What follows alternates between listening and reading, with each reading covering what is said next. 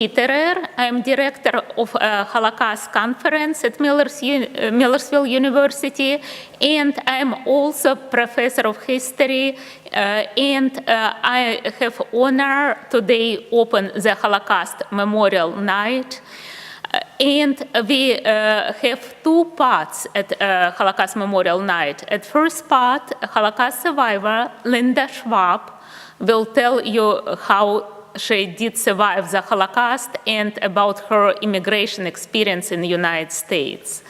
She survived Holocaust in Belarus, in small town, and please remember that more people, significantly more people, perished during the Holocaust in territory of Eastern Europe that survived. So we have unique opportunity to hear somebody who have this good luck and to survive the Holocaust. Second part will be after intermission. We will have intermission for 20 minutes. And second part will be about immigration experience of our faculty. We have several immigrant faculty, and they will share with you their immigration experience. After first part, after talk of Linda Schwab, you will have chance to ask questions. Please ask all questions that you have about Holocaust, because we're very lucky that Linda come to us and provide all her knowledge about what did happen to her and other Jewish people in Europe over 70 years ago. So, Linda, please come to the stage, and stage is yours.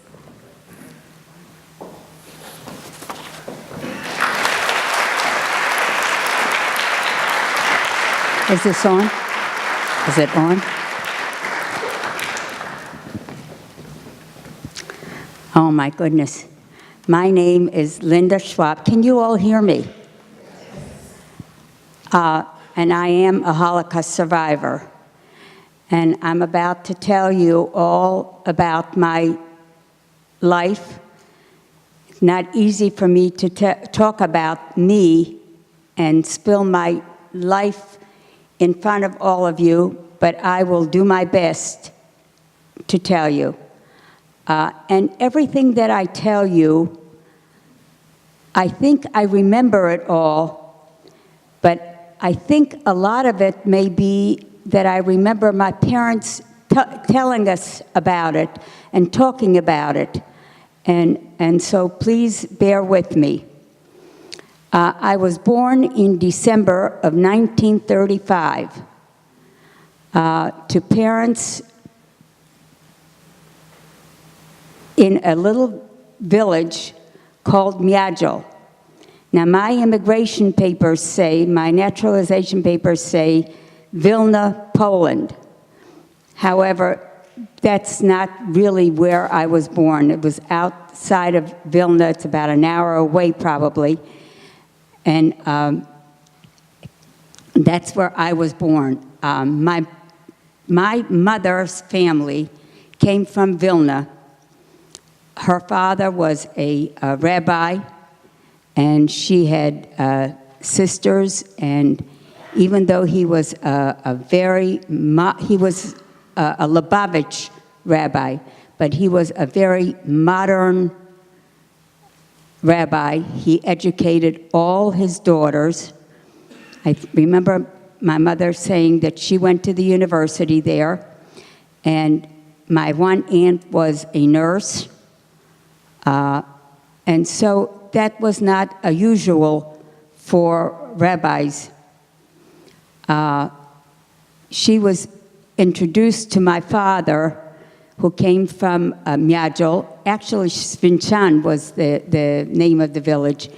And she was introduced to him because of his knowledge of the Torah.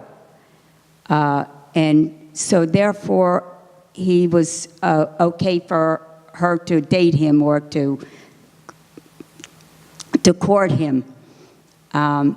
After they were married, they moved to Miadziel, and my father became very successful. He had a dry goods store where he sold mainly material. in those days, they didn't have clothing stores, so people made their own clothes. And what they did is they would come to him and they would buy the material from him. The people were poor, and a lot of them didn't have the money to pay for the material. And my father would say, well, that's okay. You take it, whatever you need, and you'll pay when you can. And if they were hungry, he would tell them to go ahead and milk the cows. And he had chickens and eggs and orchards right in back of our house. And those are the people that during the war helped us. So I wanted to point that out. When the Germans came into power, we were not invaded right away. But we were told to wear Jewish stars on our clothes, on the front and on the back. And you couldn't walk outside unless you had that on. As a child, that was scary for all of us. And then in 1942, it was in 1942, our village was invaded. And I remember seeing the Germans come in on their motorcycle and on a Jeep, and they had moved us from our homes to a street, and they called that the ghetto. So all the Jewish people that lived in our village, it was called a shtetl, had to live on the one street. And my father saw the writing on the wall. He said, this is not good for my family. I'm going to go and find a place for them to hide. And I didn't understand it at the time. I just saw that he disappeared. And they were taking the men from the shtetl, from the ghetto. They were taking all of them, and they were saying that they were taking them to work. But instead of taking them to work, they took them and they had them dig a hole. And then they shot at them. They threw hot water at them. And they had the German police dogs bite at them. And then those people that were still alive, they threw them in the hole, and the ones that were still alive buried the rest of them. And then the Germans threw all of them, even though they were still alive. And I remember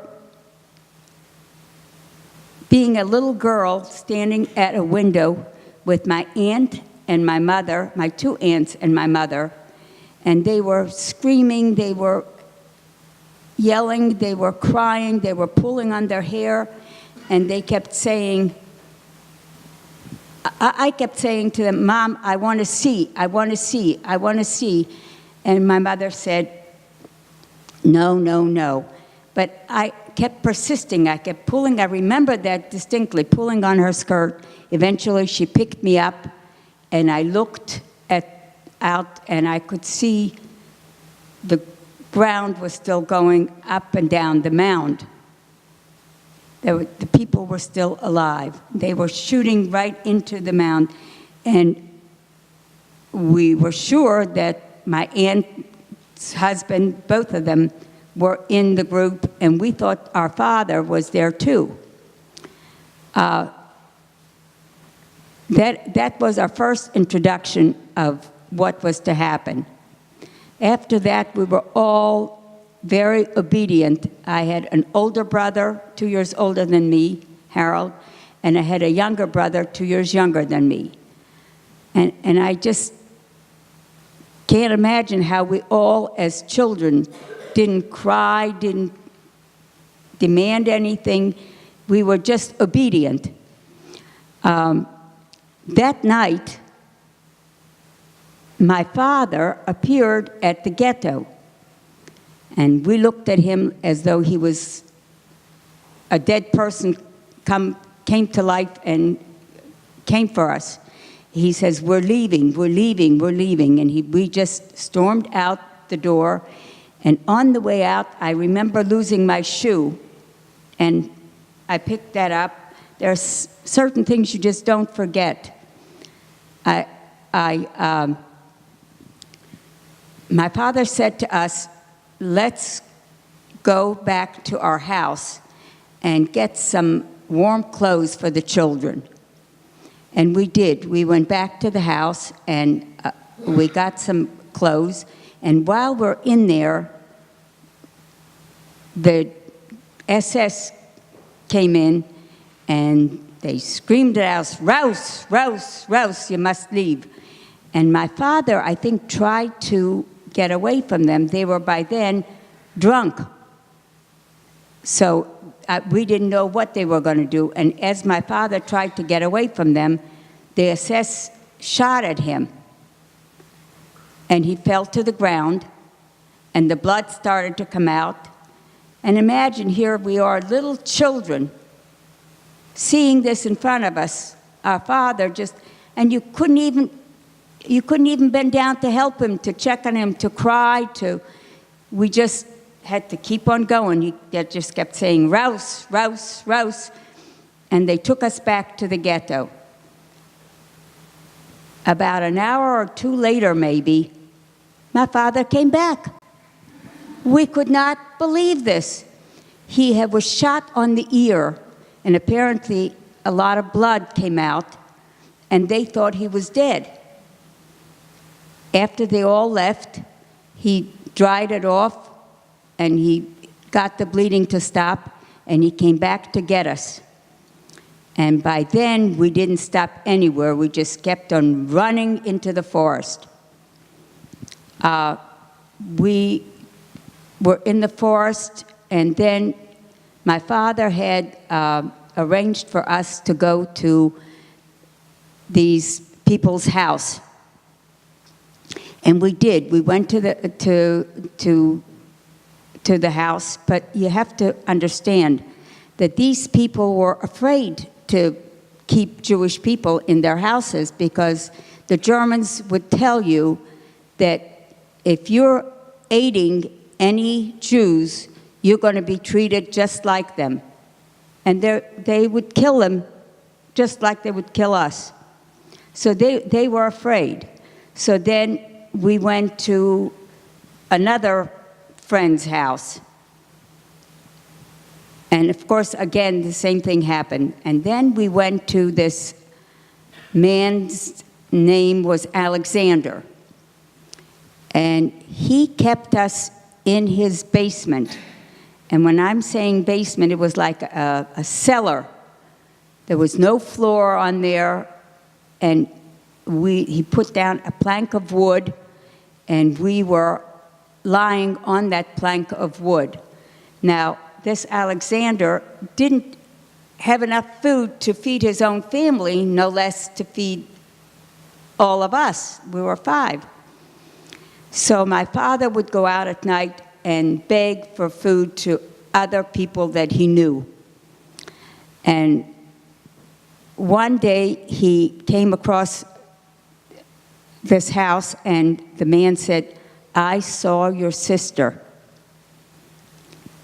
and her little girl." And my father said, Where did you see her?" And he says, "Take me to her." Well, he did. He took her to the end of the forest, and he said,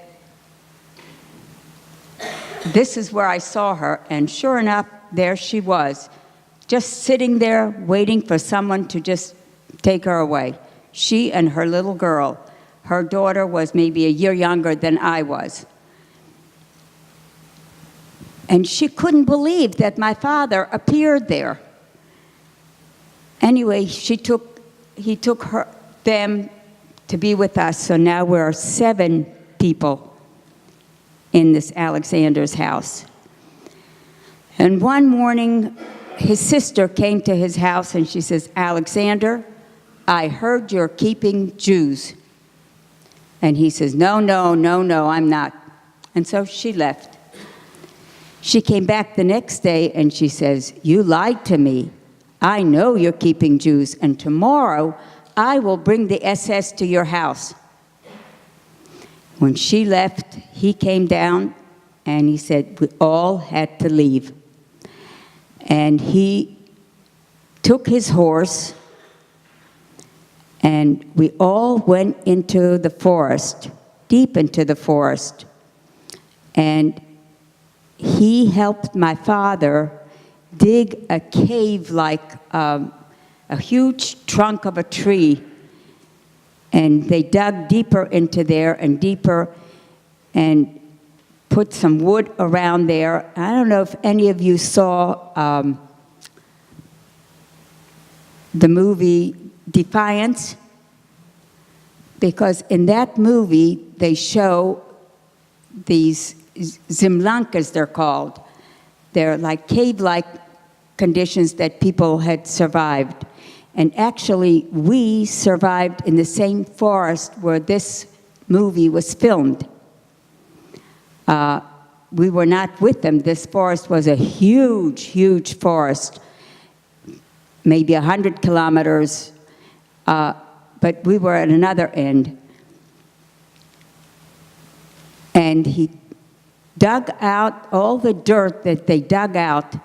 He had the horse pull it into like a little river nearby, so no one would know that we were hiding there. And then they took some brush and they put it on in the front, and he carried all those blankets with him. And we stayed there for a year and a half. Can you imagine? A year and a half. Summer and winter. Hungry, scared. We were eaten by the lice. For entertainment, we would take off our shirts and we would shake them out. I just can't imagine that I'm talking about me doing all this. My father would go out at night and beg for food, and whatever he would bring back is what we ate. We learned how to eat rotten apples. Sometimes they would give us bread. He would cut it into 7 little pieces, and you could eat it in the morning, at noon, or at night. You were constantly hungry. For entertainment, my father would, how do you keep seven of us all in one place? A year and a half, I just can't even imagine that I'm talking about me. I just can't. My mother would tell us Bibles. No, my mother would teach us arithmetic. She would teach us little lullabies, Jewish songs, and she would teach us Russian poetry. In fact, I just recited a poem to our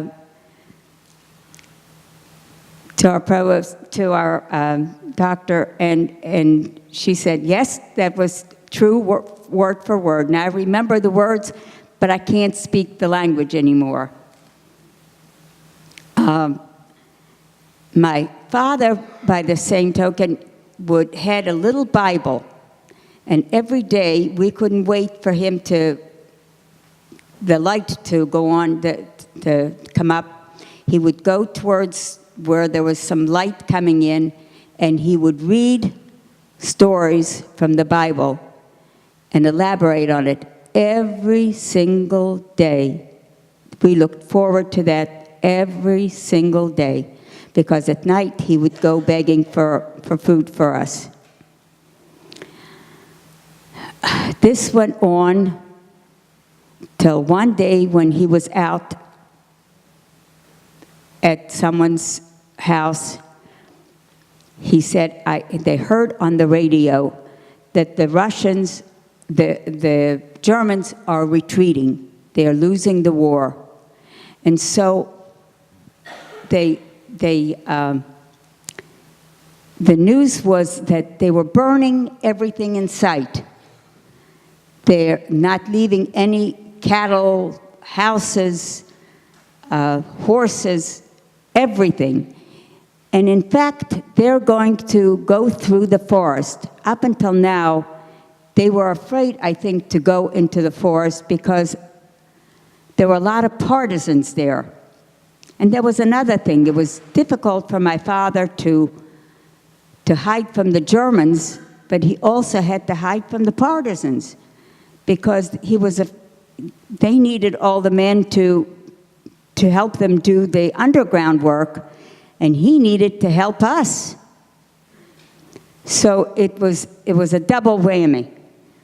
My father said they were going to go through the forest with they called it a tzep. A tzep is like a braid, the translation. But what it really meant is that they were lined up in a row about every 15 feet or so, and they were going through the forest. And they were, anything in sight, they killed. My father said, this is not going to work. We're all going to be killed. They're going to get all of us. Maybe we will divide into groups, and maybe somebody would survive. I can't imagine how my father was so smart to think of all these things. He put my mother and my brother, my younger brother, in a haystack.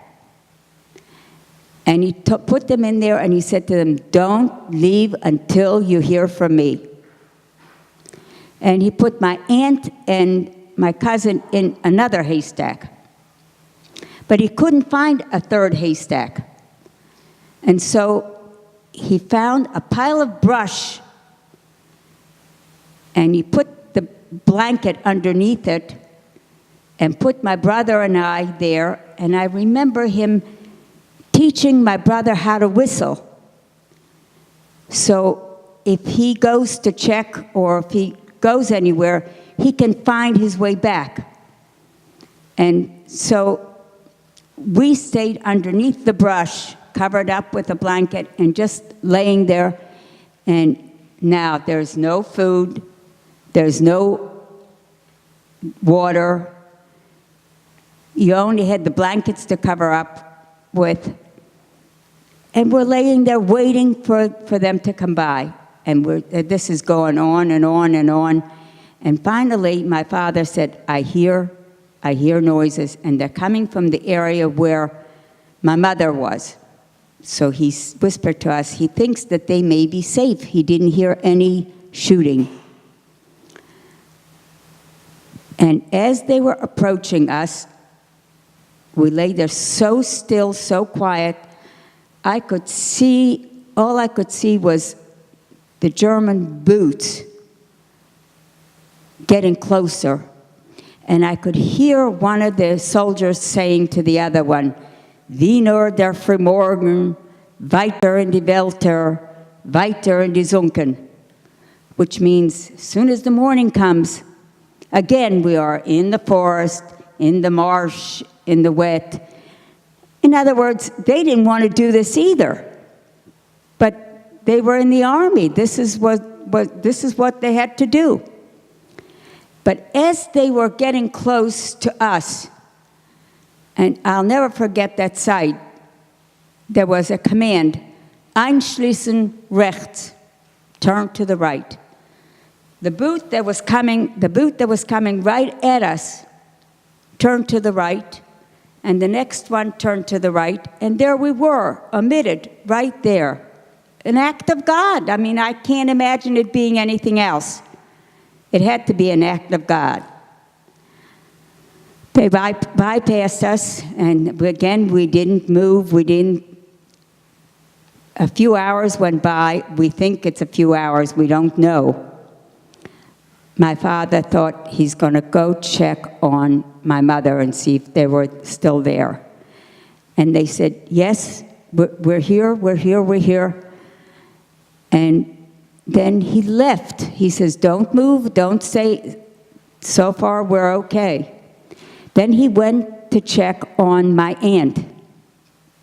And my aunt's haystack was near a mountain or a mound. I'm not sure which it was. But he said to them, are you there? Are you there? Are you there? And of course, my aunt says, they just left here. What are you doing? They just left here. Well, to them, it seemed like they just left here, but it was a long time ago. And he says, well, just stay there. So then he got up on this mountain or mound or whatever it was, and he could see some movements of people near this road. It was a huge road nearby. And so he went there, and he heard the people saying, the tanks are coming, the tanks are coming, the Russians are coming.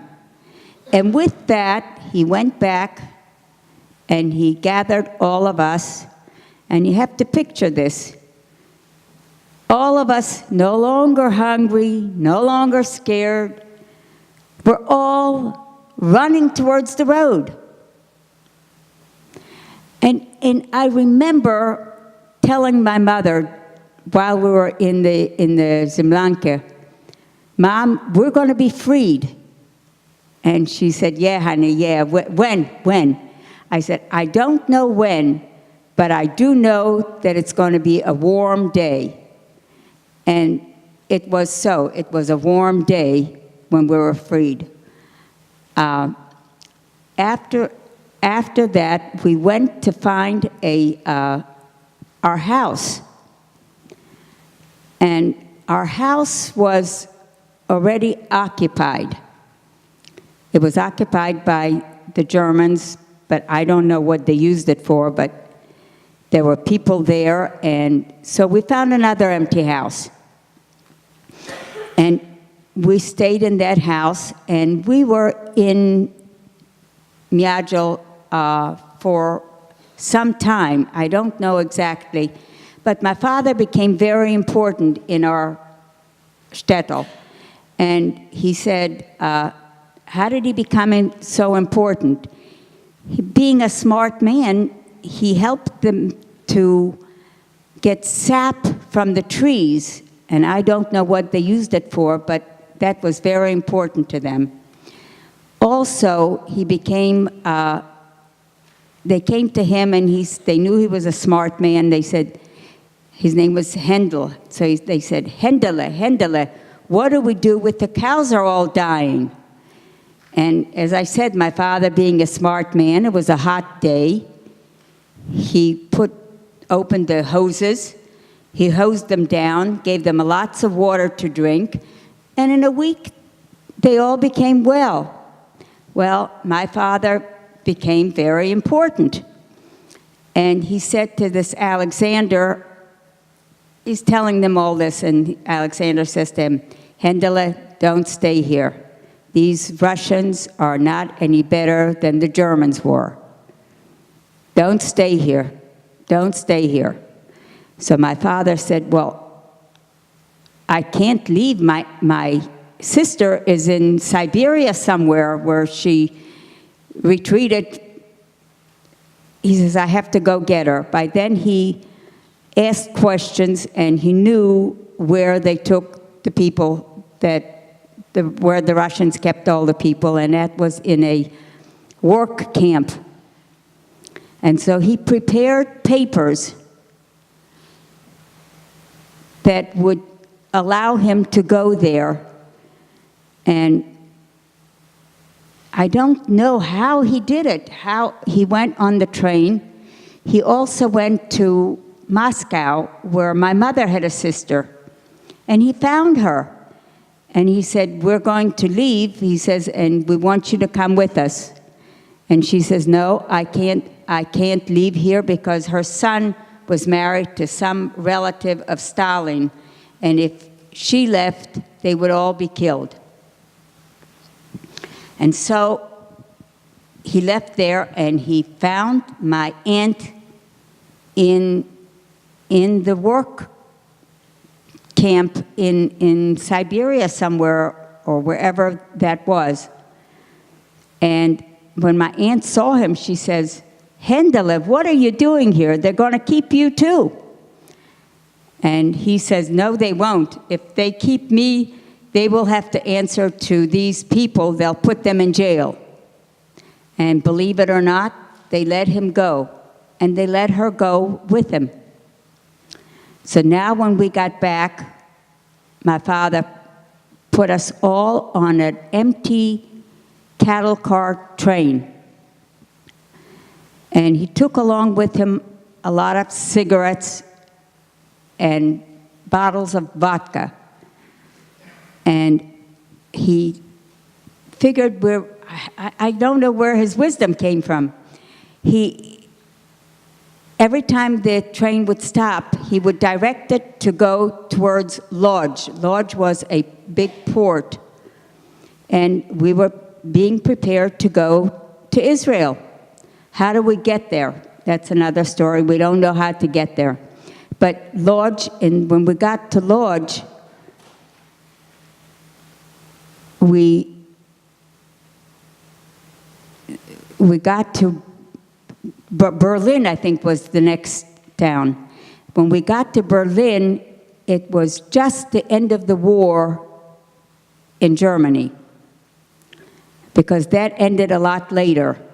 And I remember seeing a wounded German soldier at the train station eating from his mask.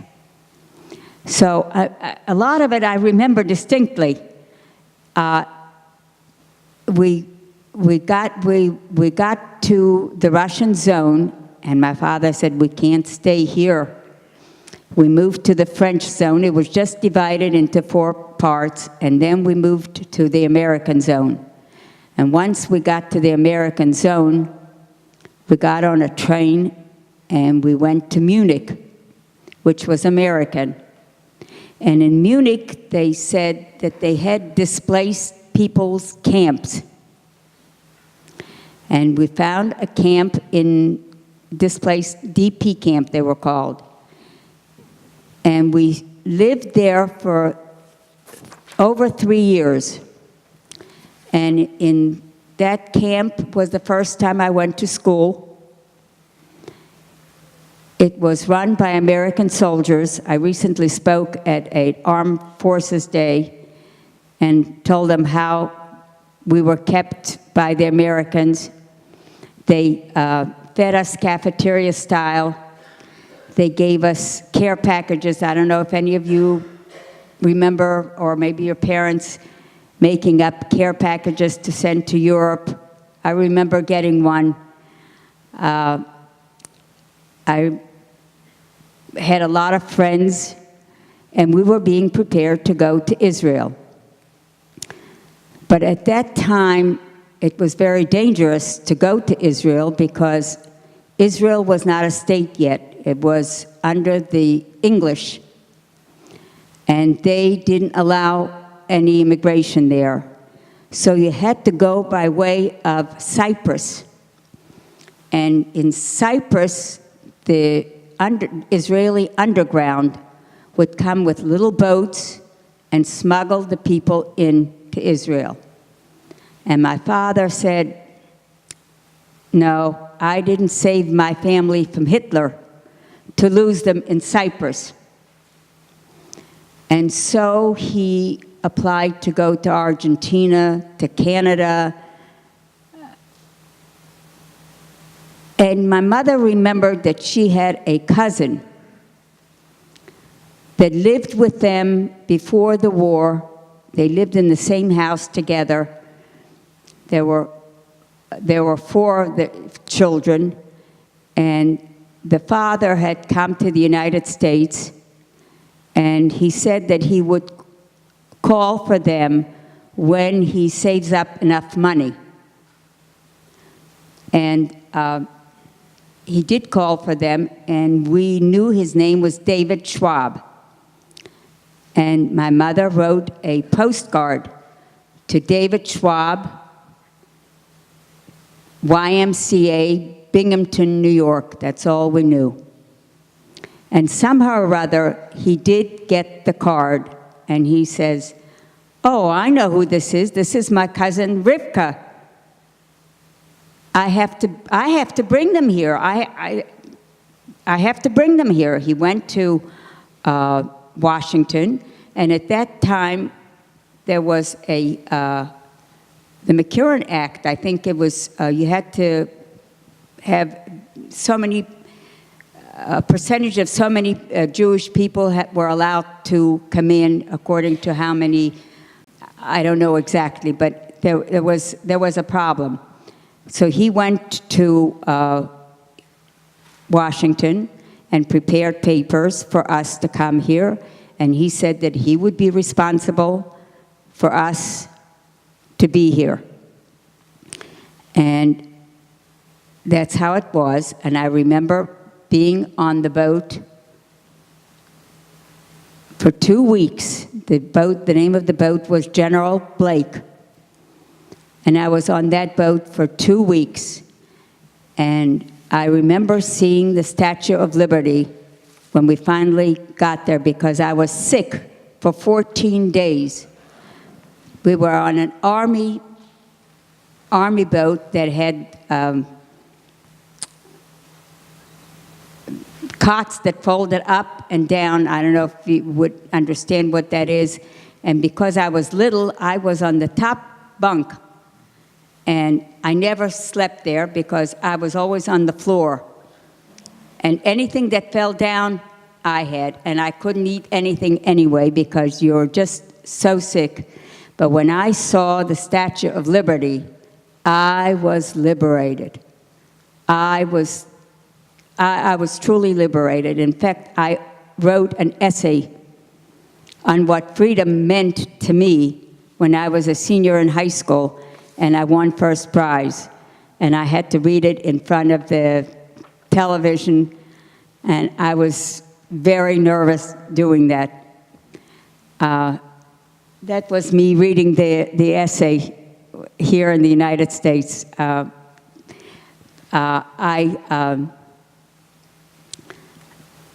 When we arrived here, we were renamed by English names. My parents went to night school to learn how to read and write. They assimilated very nice. We were put into classrooms according to our age, and always someone was assigned next to us to help us learn how to read until we caught up. I became very popular in high school because I was marching in our gym class, and the teacher liked the way I marched, and she says, "You will be a twirler."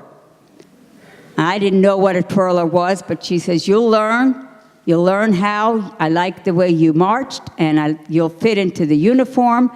And because, I guess, of that, I became very popular, and I was a twirler in junior high school and in high school.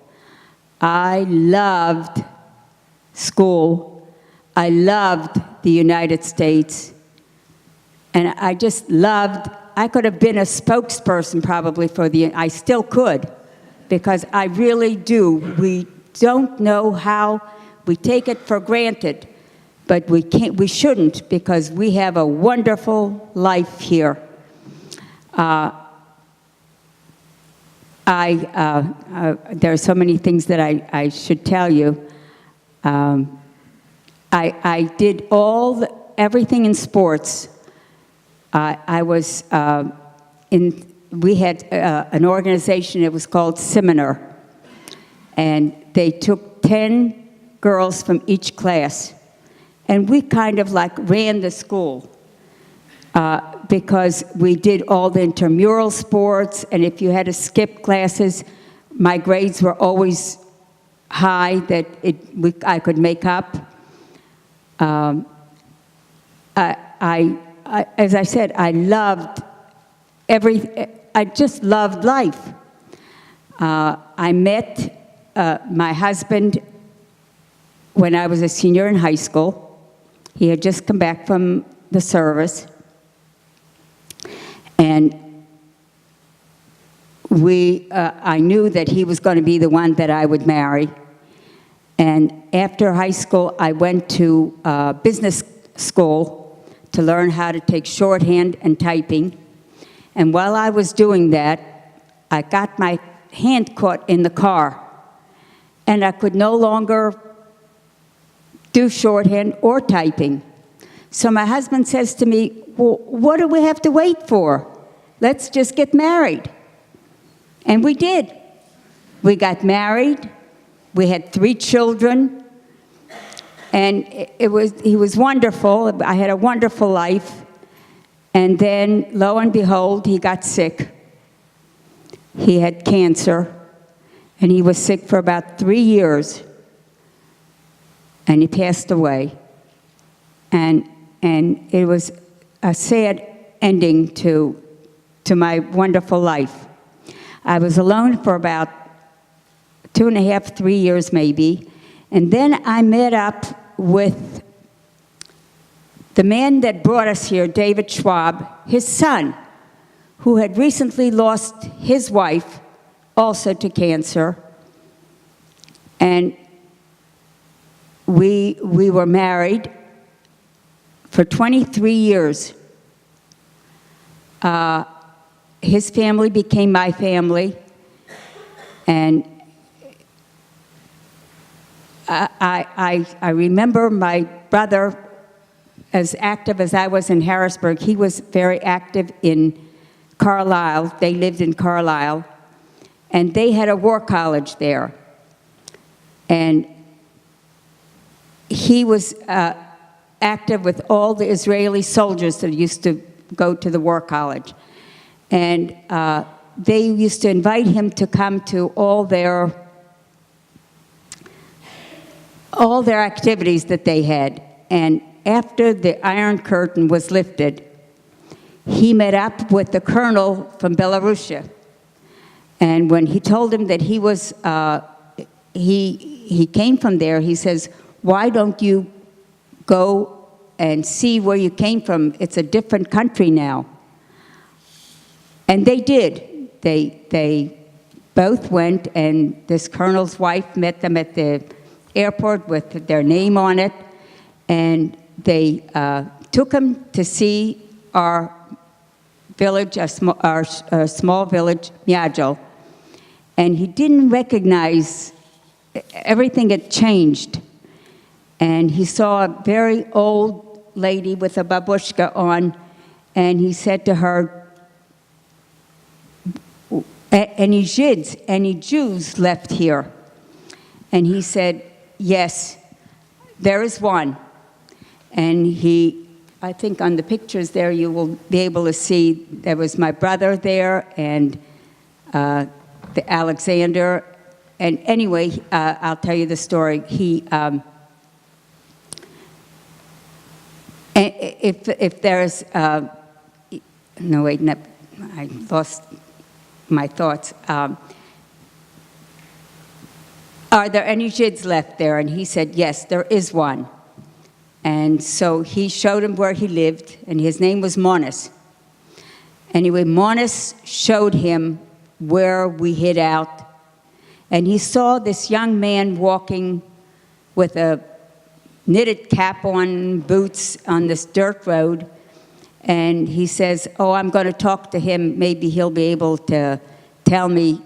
And my brother said, this man would not know my father's family. Maybe he would tell me who I could talk to that might remember your father. And so he said, telling him in Russian that this man came from Yajol, and his father's name, his name was Hendele, and he hid out in this forest, and he wants to know who he could talk to that might remember his father. And this man says, Hendele? Did you say Hendele? I know all about Hendele. And my brother says to him, how would he know about Hendele? He's too young. He says, if you don't believe me, I'll take you to see my wife's father. He'll tell you all about Hendele. And he got in the car, and they went there, and while they're in the car, my brother says to him, what is your wife's father's name? And he said, Alexander. Can you believe that? I still can't believe it, that was, and when they saw him, it was the real Alexander. And they were set in his little cabin, telling him the story. My sister-in-law took the picture of all of them together that was taken there. They stayed there for a while, and then they left. And they called me, it must have been 4 o'clock in the morning, and my brother said, I found Alexander. Well, my husband and I sat up in bed, and we screamed from Belarusia, he called us, to tell us this. We could not believe it. But anyway, I knew I needed to send money to this poor family. Here, I had money. They saved us. I went to the bank. There I had a neighbor that was Russian. She was a piano teacher. And she helped me write a letter. And we wrote this letter to Alexander, and a cashier's check. And months and months went by, and he never received it. So I put a stop payment, and I had a friend whose husband was going to Minsk to do charity work there. And when I heard that, I said, I must help this family. He must help to take money to them. And he said that he would do that, but he must all be in $20. You can't send $100 bills there because they'd kill him. If anyone knew that he had a $100 bill, they would kill him. So he says, I'll take all you want, but it has to be in stacks. So because I had the pictures, I had a picture of Alexander on one pack of money, and I had a picture of Monis on the other pack of money.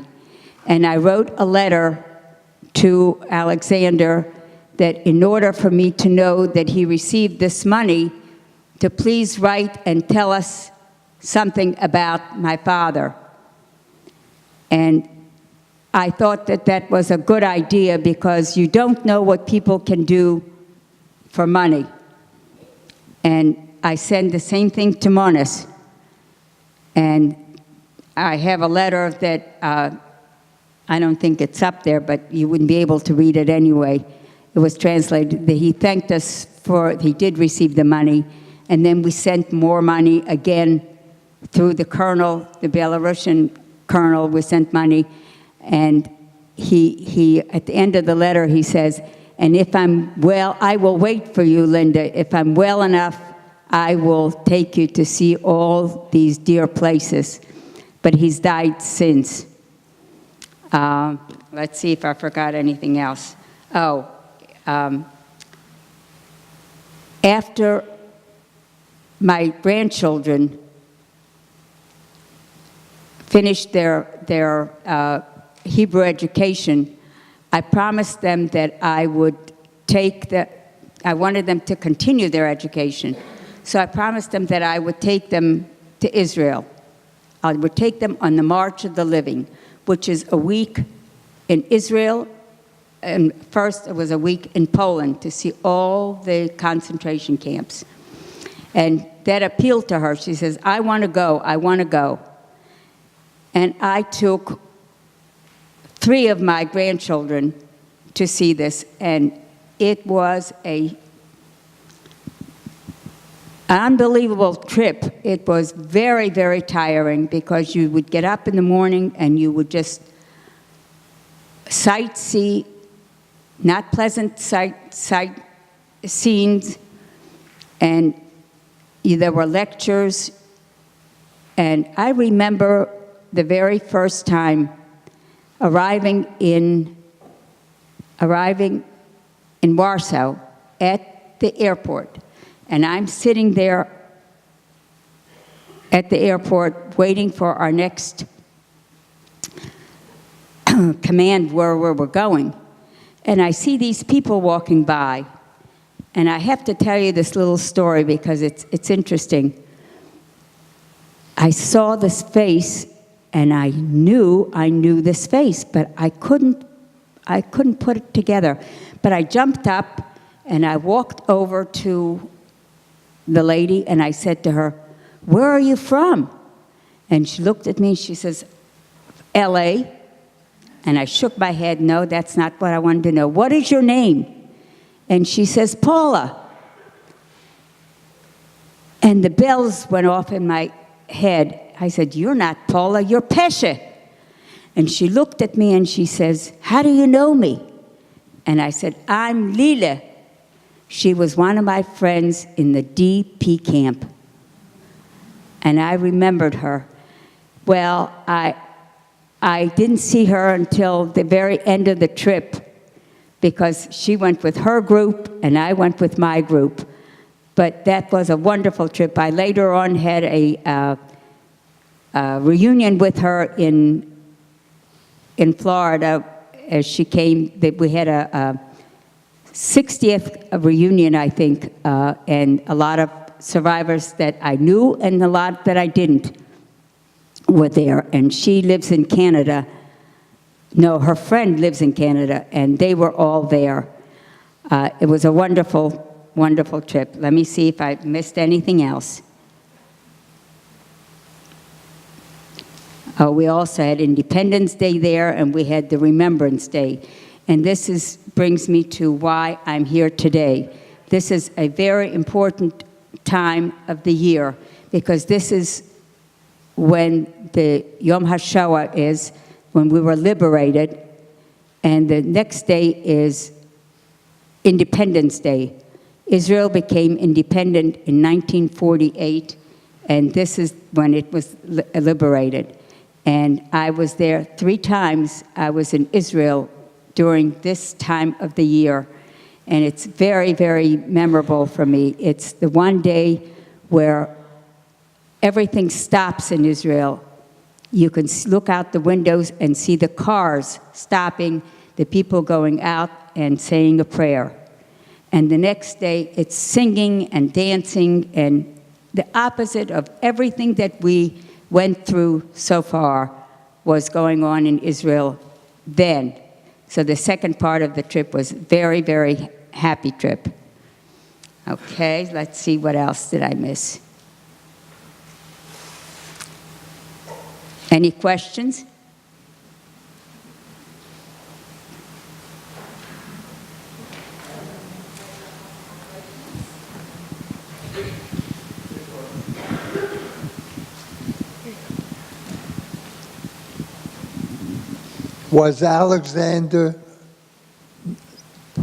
Did Alexander become a righteous Gentile? That's a good question. We wanted to do that for him, and he was too old to bring him here. He certainly deserved it. He certainly deserved it. And when we started procedures for that, and there were a lot of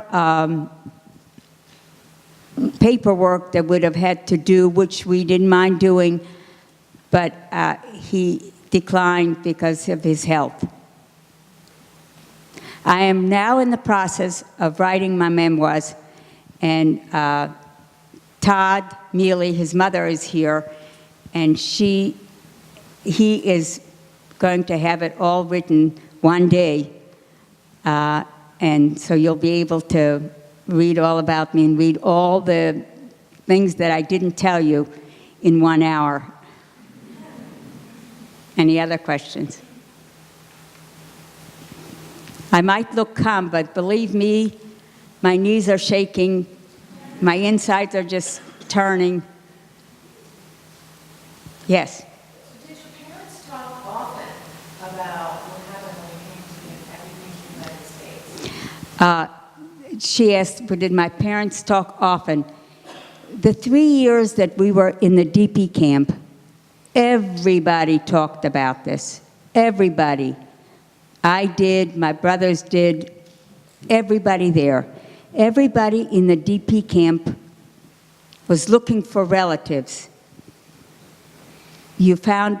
My father found two nieces, who's my mother's sister, who perished in the concentration camp. She was immediately put into the oven, and they were younger, so they were working.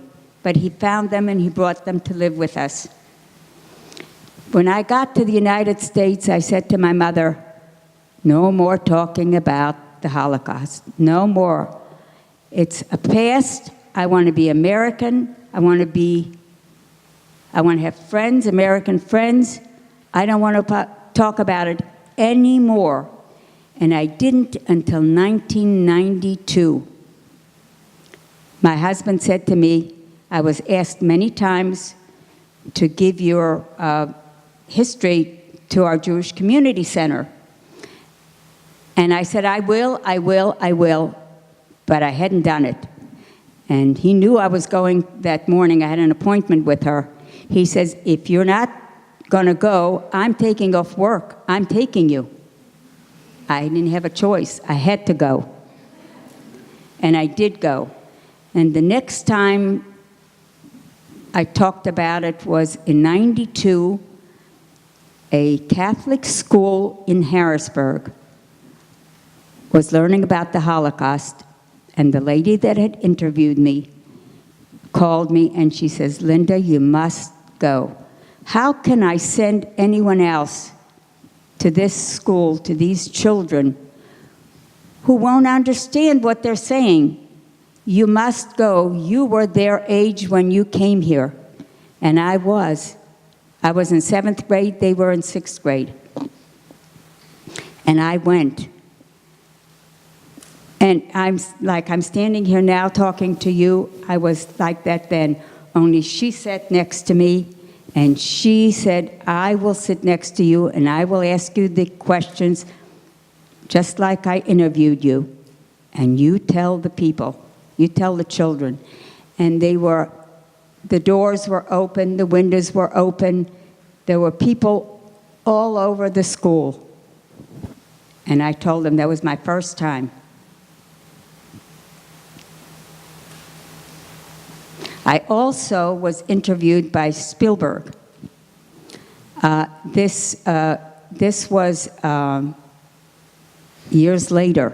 This was maybe in 2002 maybe. I don't remember the exact year, but they was very professional. You had to have a sign on the door, no doorbell ringing, no telephone ringing, no company. They spent the day in my house, and I spent the day with them. And I corresponded with the interviewer up until about 2 years ago, a Dr. Brown. I lost count of her. Any other questions? Yes.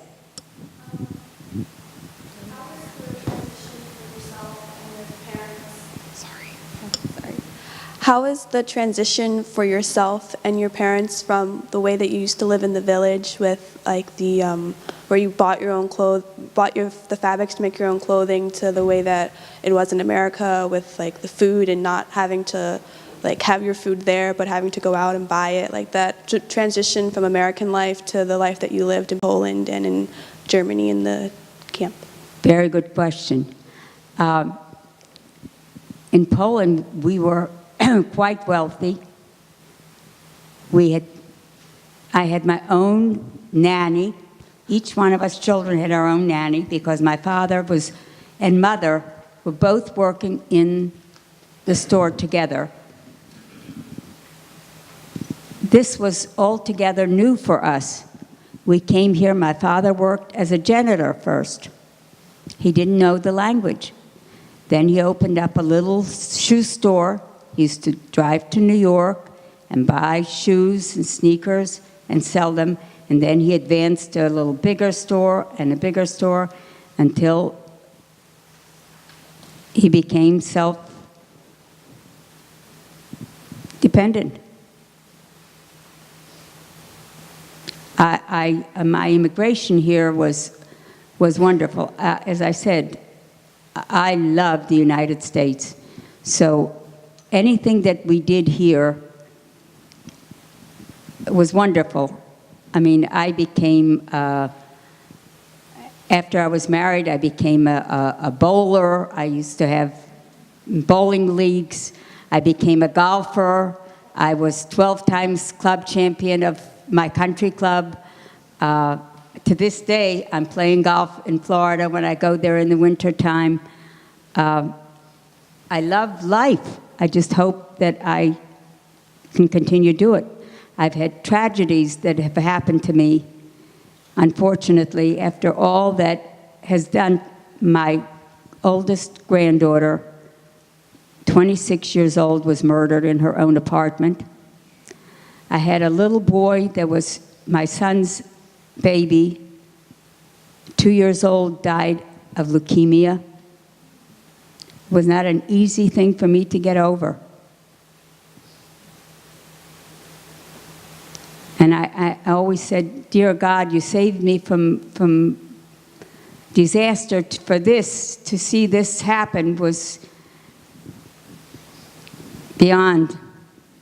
But here I am standing here in front of all of you, telling you my life history. Any other questions? Yes. Do you think that you appreciate the smaller things in your life now a lot more? I'm probably the most positive person you know. I never complain about anything. Nothing. Not trivial. They're all trivial things that people argue about. And when they do, my friends will argue over the smallest things. And I say to them, what's the difference? They're all trivial. I would like to ask you about your experience in Germany after the war. I know that Jews for many years cannot forgive, of course, what happened to them during the war, during Holocaust, and those who survive, at least whom I know, like put all guilt not only on Hitler and Nazism, but there was lots of we can say prejudice toward Germany, German, and everything German after the war was very, we can say, unpopular in the Soviet Union. What is your experience, how you take your life in Germany after the war? Good question, because a lot of things I didn't mention, I didn't go into it. There are so many things that I could say. While I was in school in Germany, the DP camp had barbed wire all around it to keep us safe. There was a bicycle at the school, and there was a piano there. And those that wanted to take piano teachers could get on the bicycle and go to the next village, Wolfertshausen, that they told us there's a name of a German piano teacher, and she'll give you the lessons, and then you can come back here and practice on the piano. Well, I certainly was going. I would get on the bicycle and ride to the German teacher, and the little boys, 6 and 7, 8 years old, would throw stones at me like this and holler, "Verfluchte Jude." Now, I ask you, where did they learn this? Did they teach it to them in school? They taught it to them at home. At home. Now, I'm not saying to you that all of the Germans were terrible, because there were plenty that were good. The one German, as we were running away into the forest, saw us, and he turned his head the other way. So don't think that all of them were bad, but most of them were bad. I hope that answered your question. Anyone else?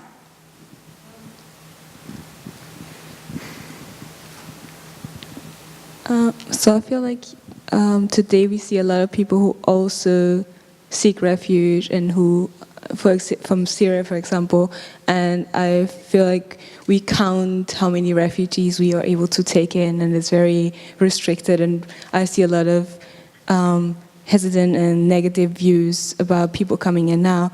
How do you feel about that, and what's your message for us today? How should we treat people who need our help, or like who need the help of America now? Because you had this positive migration experience, and I feel today we changed, or like the country changed. That was also a very good question. Unfortunately, I don't know a whole lot of the politics that go into all that. I do know that we are a country of immigrants, and it should be a multitude of people, not all one kind, not all Jews, not all Poles, not all Germans, not all. I do know that much, but I don't know what all it entails with the politics of this.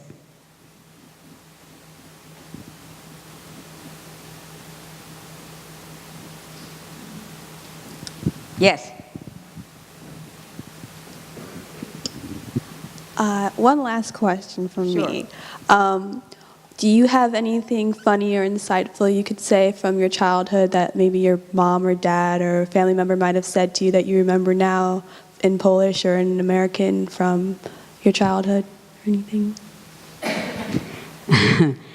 It's cute. It's when I was in Israel, and they asked me to light the candles. My granddaughter and I were together, and she came up to light the candles.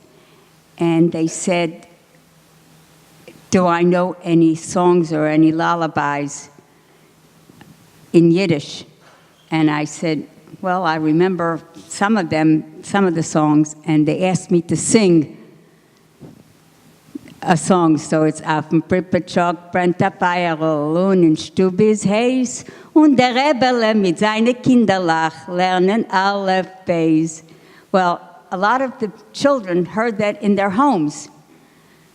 So that was just one little thing. Yes? Have you added your story to the archive at Yad Vashem? Not at Yad Vashem. Now, when I was in Israel, before I went with the March of the Living, they were just building, they had just built the Yad Vashem. And I said, oh, I'm going to go to Yad Vashem and find out all about my ancestry. And they said, that's not the way it works. You have to put it in first in order to get it out. So I had a tablet with me, and everybody that was related to me, I had to write about them and their parents' name. And so now that my grandchildren will go there, may be able to find that. But I couldn't do it at that time. Mm-hmm. Yes. Did you ever find out what happened to your grandparents? Yes, I did. Yes, I did. My father found out while we were in hiding, we were in the Zimlanke, in the forest. He had somebody find out whether they could get out of Vilna, because he wanted my grandparents to come with us. And he said, we were about 3 weeks too late because my grandparents were amongst the ones that were killed already. And at that time, they didn't really wait for anything to happen. They had maybe 60, 70 people. They would put them at the ravine and just shoot at them. And that was the end of them. And they were the first ones. Yep.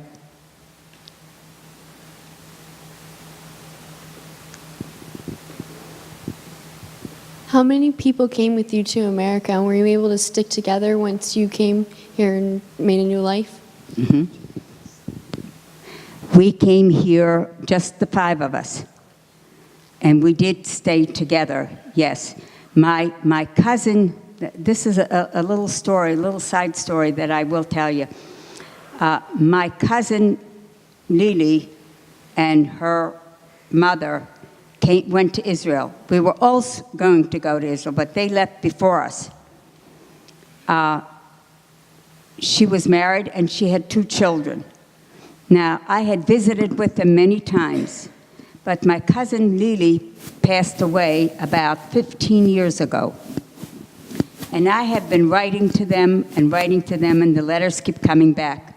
I had checks in the letters, and they kept coming back. I said, I must find them. I went into this Yad Vashem, which has all the names and the addresses, and the diaspora it was. And the address they gave me was the very same one that I had. And I showed them the envelope. I said, this came to me, and it was returned. He says, that's the only address we have for them. So I decided I was going to hire a car, and no matter where I would be on the Sabbath, because that's when I was not with the children. Otherwise, I stayed with the children all of the time. I was like a celebrity to them. They stayed with me, they walked with me, they sat with me, they held my hand. There aren't many of us left. So the driver takes us there was in Haifa. And he takes us there, and I'll try and make it shorter. He takes us there, and we come to the address, and I go in, and you have to picture this. My daughter had gone with me. It was my daughter and I, and the driver spoke no English, but the wife did, so the wife came with us. And her daughter came with us, who was 16 years old. So it's a whole entourage coming. But I rang the first doorbell, and they barely open the door for you. They're scared. They don't know who they're talking to. No, we're just new here now.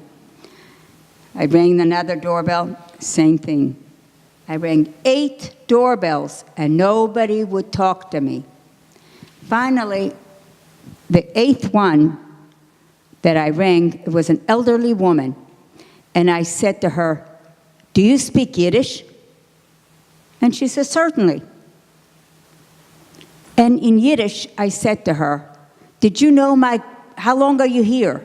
She says, a long time. Then you knew my aunt, my Aunt Henya. She says, sure I know, she died, she says. I says, I knew that.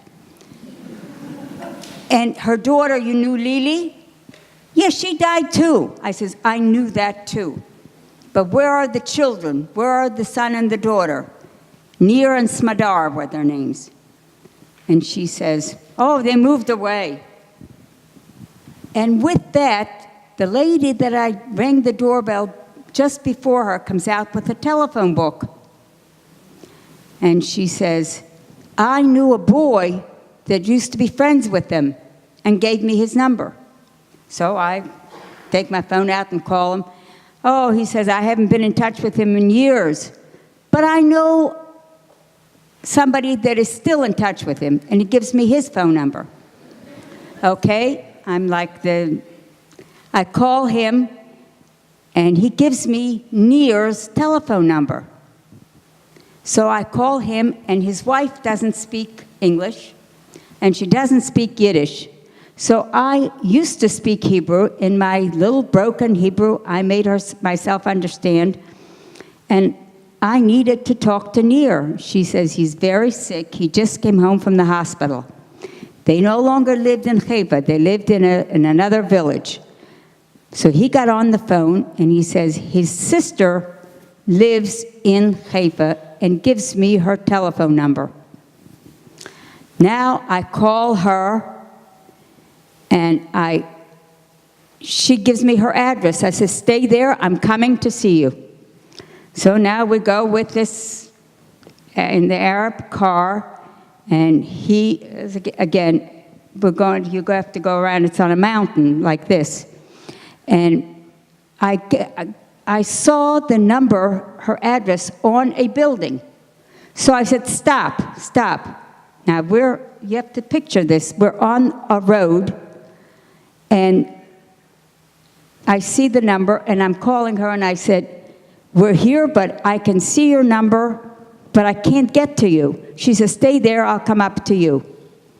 She must have taken an elevator or something. I don't know how they get up to where we were. And she and her daughter, whom I also knew, are running towards me, and I'm running towards her, and I'm crying, and she's crying, and my daughter's crying. And then all of a sudden I said to my daughter, honey, hold on to me. I passed out. It was just overwhelming. It was just overwhelming. But I did find my cousins. And I left her all the money I had in my pocketbook. I just shoved it in her pocketbook, and I said, share it with your brother. And after that, I was able to send them checks, and I was able to call them on the phone and speak with them and so on. Those are just little things that I didn't tell you before. Yes? What goes through your mind when you see religious intolerance around the world today? It's hard to take. It's hard to take. Your past gets in front of you. It's very hard to take when being discriminated against somebody.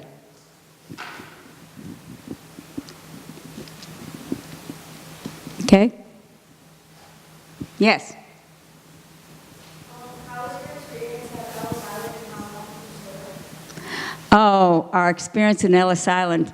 All I remember of Ellis Island when I came is it was a huge place, and my mother's cousins had to find us because we didn't know who they were. But my mother recognized them. Now my children go into Ellis Island, and they can find when we came here.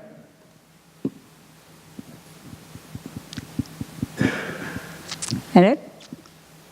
Yes? The relatives who married into the Stalin family, do you know what happened with them?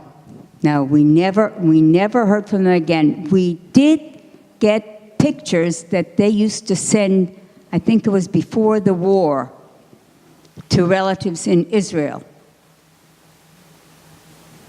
But we don't know what happened to them. They didn't want us to write to them. It very difficult in the communist countries. Yes? Who decided that your name would be Linda? And funny, my nephew's here. There he is.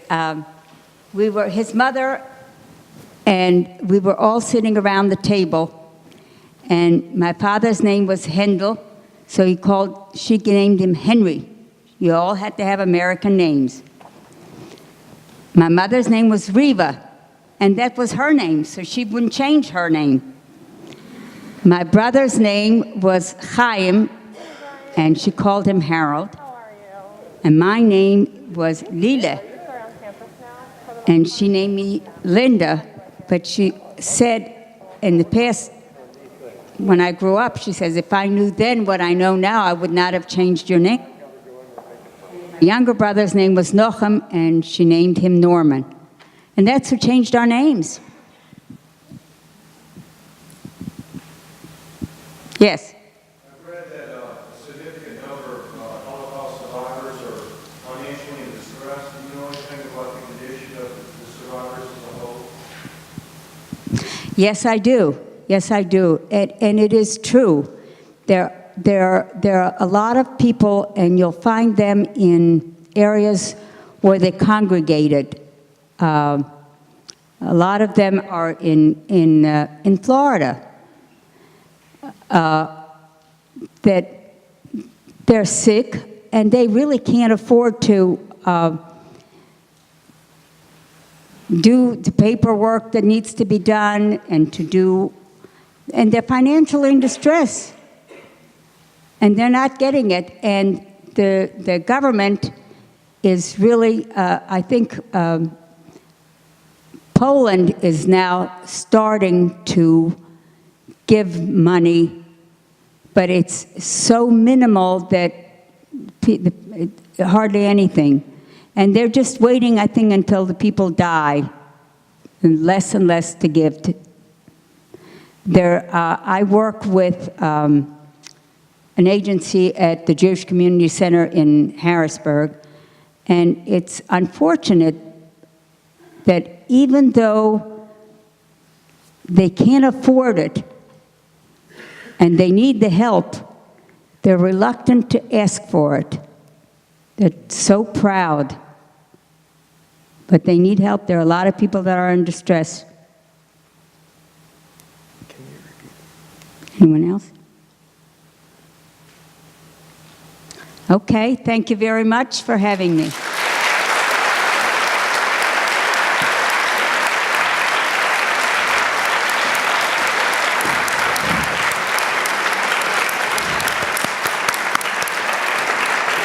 Thank you very much, Linda. It was wonderful. Now we have 15 minutes break. So in 15.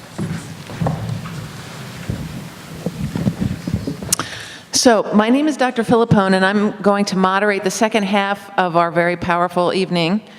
I'm going to ask my colleagues about their experience immigrating to this country, and each faculty member is going to answer the series of questions within about 5 minutes, and then we'll have time, so they'll each go one at a time, and then we'll have time for questions at the end, okay? So I will start with Dr. Kitterer, right, because you're first, okay. And so, Victoria, can you say a few words about your life before your emigration from Russia? Yes, I would like to show just one picture, if equipment still work, and then I will tell about my life in Russia. Probably other direction, yeah? Okay. So, I'm Kievan in 5th generation. Still, my great-grandparents live in Kiev. In this picture, this actually cover of my recently published book. You can see beautiful picture of my great-grandmother that was taken in Kiev in beginning of the 20th century, approximately in 1905. And I, in my childhood, never think that I would leave the city. But when I grew up, I faced lots of anti-Semitism. Unfortunately, I faced anti-Semitism in the school, on the street. Of course, not all people were anti-Semites. I have Russian friends, Ukrainian friends when I grew up in Kiev. But those who were anti-Semites really can spoil your life. They can insult you on the street and say, for example, Yid, you're still alive, why you're not in Israel? And they can also spoil your life in school. I remember when I was a child, tried to kill my cat, and for cats they also scream, "Yeet, yeet," not only for me, but also for my cat. And I did not see a way away from this. I mean, educate people, you try to persuade people, you try to, but you cannot re-educate everybody. It was too difficult. More than this, when I grew up, start perestroika, then independence of Ukraine, and first I, with great enthusiasm, I was in the age of my students right now, supported independence of Ukraine. But then come tremendous poverty. With poverty came crimes. With crimes appeared bitterness of life when many people were angry, and it even made more sharp all, we can say, conflict in society, including ethnic conflict. And I decided to leave Kyiv in spite of that 5 generations of my family lived there. My nostalgia for Kyiv never disappeared. My book actually, we can say, expression of my nostalgia. But you can see the title of book, Jewish City or Inferno of Russian Israel. And my answer for this question, Kyiv was both for Jews. It was Jewish city because there before World War II lived 1/4 of Jewish people, 25% of Jewish population, and at the same time it was inferno of Russian Israel, Jewish people who live there, because more than half of them were killed during Holocaust, and unfortunately not only Nazis killed Jews. Many of these Jews were killed by local collaborators who were Russian Ukrainians, who often were their neighbors before the war. Thank you, Victoria. And can you talk about when you joined Millersville? Yes. I joined Millersville in 2009. And I'm quite happy here because I can teach Jewish history, I can research Russian and Jewish history, and I also director of a Center for Holocaust and Genocide, conference, hopefully one day it become a Center for Holocaust and Genocide Studies. And this let me really work on the field that's very important for me. And this let me express myself as a scholar. And it was a very good experience. And what are your recommendations for new immigrants? My recommendation for new immigrants, of course, they always follow your dreams. Never give up your dreams, even other people try to discourage you. When I came to the country, I heard different advice. Good advice and bad advices. Some people told me, change your profession. It's not practical to be a historian in the United States. And I found that always practical what you love. You never succeed in the field if you hate the field. And you will be just bad engineer or bad whatever field that you don't like. But if you follow your dream, if you really work hard for its realization, it one day will come true. And when I came to US, I remember I asked different people for advices, and somebody told me that most practical if you want to be a historian to come back to Ukraine. And I said, I would not come back. I will be historian here. And I'm historian in the United States, and I published already 4 books in the United States. So, as I said, I feel that I completely fulfill my dreams and become what I want to become. So never listen people who try to discourage you. Never give up your dream, and you will become, it's not only for immigrants, it's for everybody, you will become what you dream about. Thank you.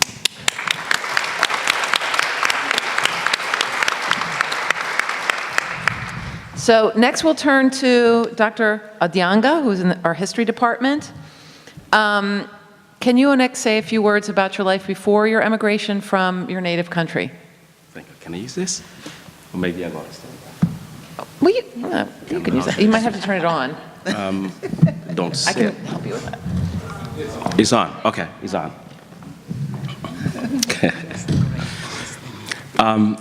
Well, thank you very much for. Sorry, I have a cold, so it might be very difficult to hear me very clearly, but I beg your patience with me. I was born in Uganda.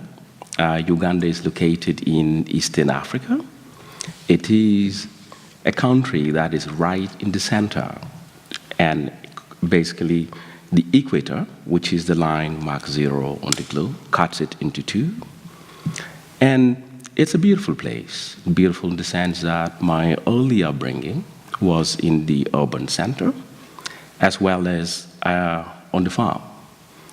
My dad has a store where he was a wholesaler, which means basically he brings a lot of merchandise, and that would be sold in bulk to retailers who distribute it to various parts of the area where he was.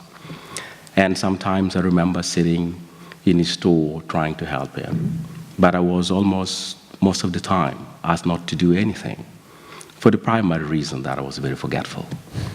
So I might give something to somebody and forget about it because I like to play a lot, and a lot of things distract me very easily. So I was always told, if anyone asks you to give them something, please come and talk to us. So that, in a way, you know, as a kid, relieved me of a lot of burden, because that means I don't have to do anything. That means that whenever I'm asked to do something, I'll just say, wait a minute, I gotta go tell my dad. Or wait a minute, I gotta go tell my mom. It was fun for me, because think about it, you are fed, you're doing nothing, you just do whatever you like to do. Why not? But eventually, I was asked to go to the farm. And life on the farm is interesting. I wasn't used to a lot of early morning calls that you have to get up very early morning. I'm a person who hates to get up at 6 in the morning. But here I am, I've got to get up very early morning because we have to milk the cows. I have to get up very early morning because in one way or the other, you have to go tend to something. And I just hated the whole experience. However, I think that somehow I grew to like it. I grew to like the animals that we were keeping. I tend to know them individually. And somehow life got fun.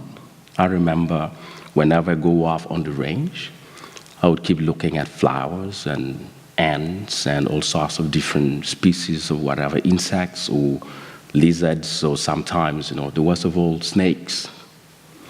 You know, and let me tell you a quick story so I can move on. One time I was coming from the farm, and it was late in the evening, but the moon was very bright. So I saw something on the road. I thought it was a piece of twig, you know. Barefooted, I decided I'm gonna step hard on it and break it. That was a snake. And I got beaten so badly, and that snake bite really, I think, changed my life. From that time, I hated snakes. Really, I really hated snakes because of the mere fact that I felt the pain of snake bite. And after that, I remember I went to school. But anyway, from school, I think I liked my life a lot. In my school, there were Indians, because a lot of you might not be aware that the British came with Indians to build the Ugandan Railway. And that was about the 1870s. Many that came to Uganda would stay. And their great-great-great-grandchildren, Ugandans, would stay in Uganda. And today we still have a lot of Ugandan Indians who are Ugandans. And I want to make this very clear. And I want to make this very clear They're as Ugandan as anybody else. And we had a lot of fun.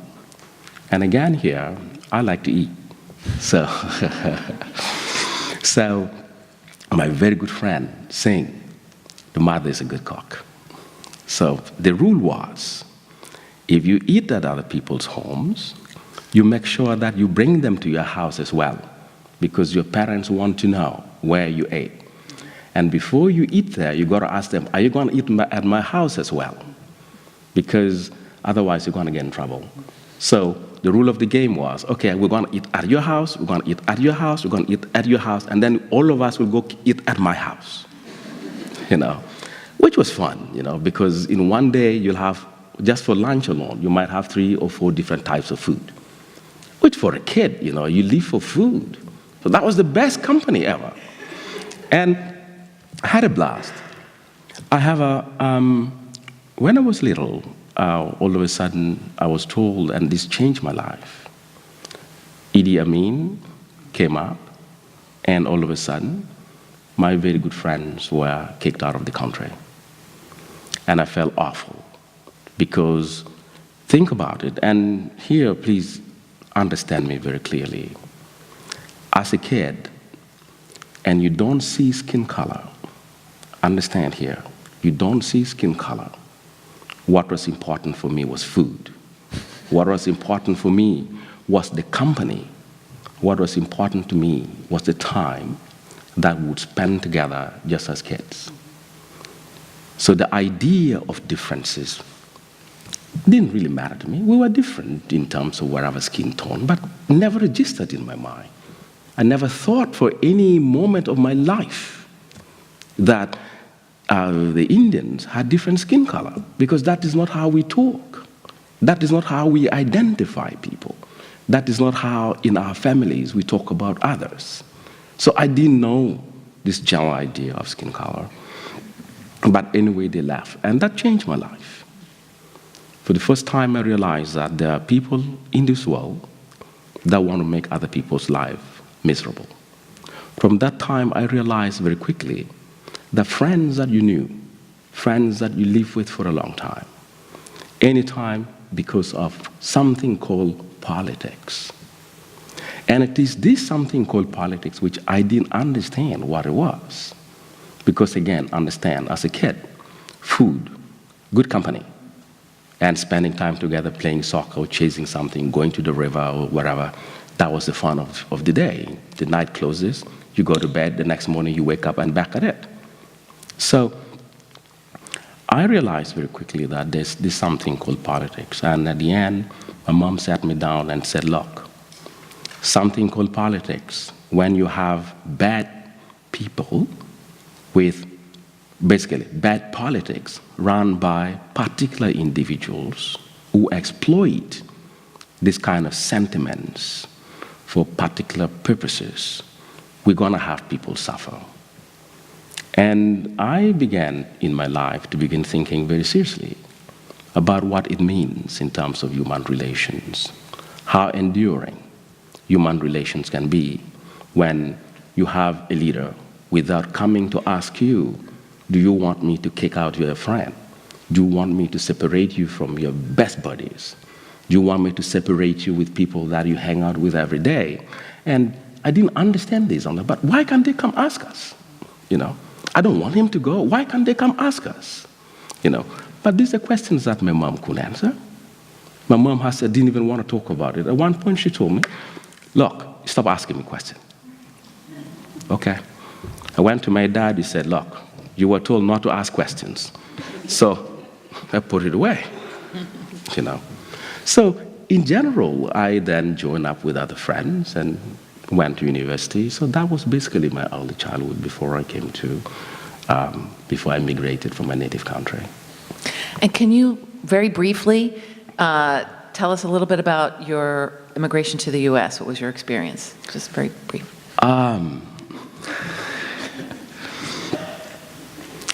In fact, I moved to Canada. I love the U.S. And I had a blast in Canada. I came to Canada. Life was fun. And in Canada, I I think I was a little crazy. I joined the Army. First time I went for my winter warfare training way up north. Somebody born in the tropics, never seen snow, and all of a sudden, very early morning, 5 a.m., minus whatever degree, if the ramp opens of armored personnel carrier, you have to run out, and I found myself freezing. I'm like, what the hell am I doing here? I'm sorry. And a lot of people that actually were born, I remember some people that actually were born in this environment, they couldn't survive. And they simply either, maybe they were not really interested in staying through the training. I told myself that no, as long as it doesn't kill anybody and nobody has died in the process, I think I can do it. Because, you know, I have some kind of strange belief. I consider it strange. I believe that if anybody can do anything and they don't die doing it, and that thing is legal, I can also do it. You know, if it's illegal, then I can't. You know? So I decided that no, I'm gonna kind of tough this out, which I did. And I realized later on that a lot of things that we do in life is psychological, which also tells me a great deal that it is the mind that one needs to train.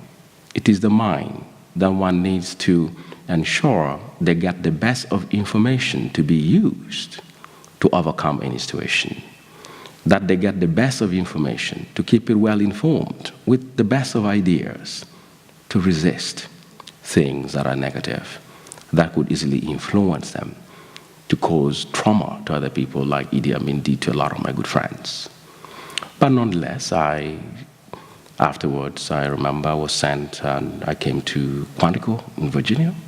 That is where I did part of my military training. And then I went to Camp Blanding in Florida. And then I went back to Canada. And something told me that, hey, I think you're done. Go back to graduate school. So grudgingly, I kind of say, okay. I'm gonna leave my very good friends, my very good company, guys that I hang out with in the worst of conditions and the best of conditions. I enjoyed life under the most austere environment, sleepless nights. Sometimes you think trees walk when they don't, because you've been walking for a few nights without sleep. But in the end, I'm like, no, trees don't walk. It's me, something that is happening to my eyes. But anyway, came to graduate school, and I did my graduate school at University of Connecticut. After that, Millersville University hired me. I came here, it's about now 5-6 years. I teach African history here. And I also, because arriving here and realizing that Millersville does not have a student veteran association, and I felt for veterans because I was a veteran myself. So I decided that I will establish a student veteran association. Though I'm not a student, I decided that I'm gonna have that established. So we do have that. So basically, yes, I came here, and I'm very happy to be here with you guys.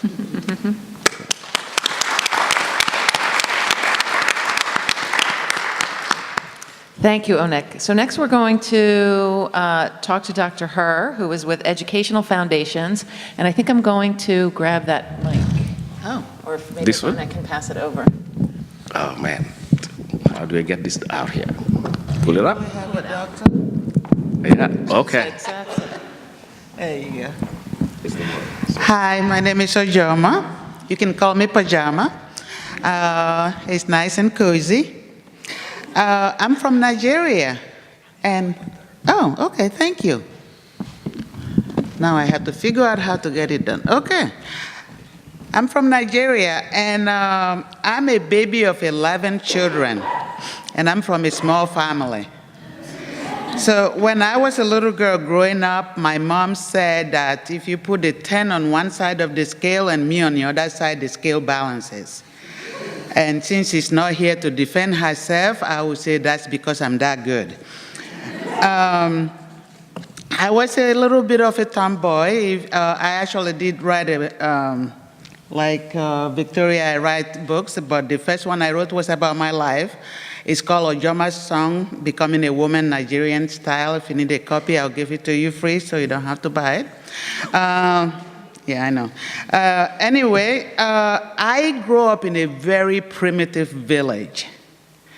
It's like the type of village you see on National Geography, all that stuff. That is true. That is for real.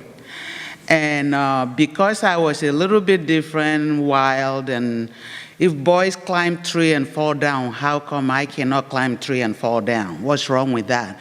But I was supposed to be a good little girl and get married and know how to cook and take care of the husband. And for some reason, I didn't know how to do that. I know how to cook, but I didn't know how to be limited to things like that.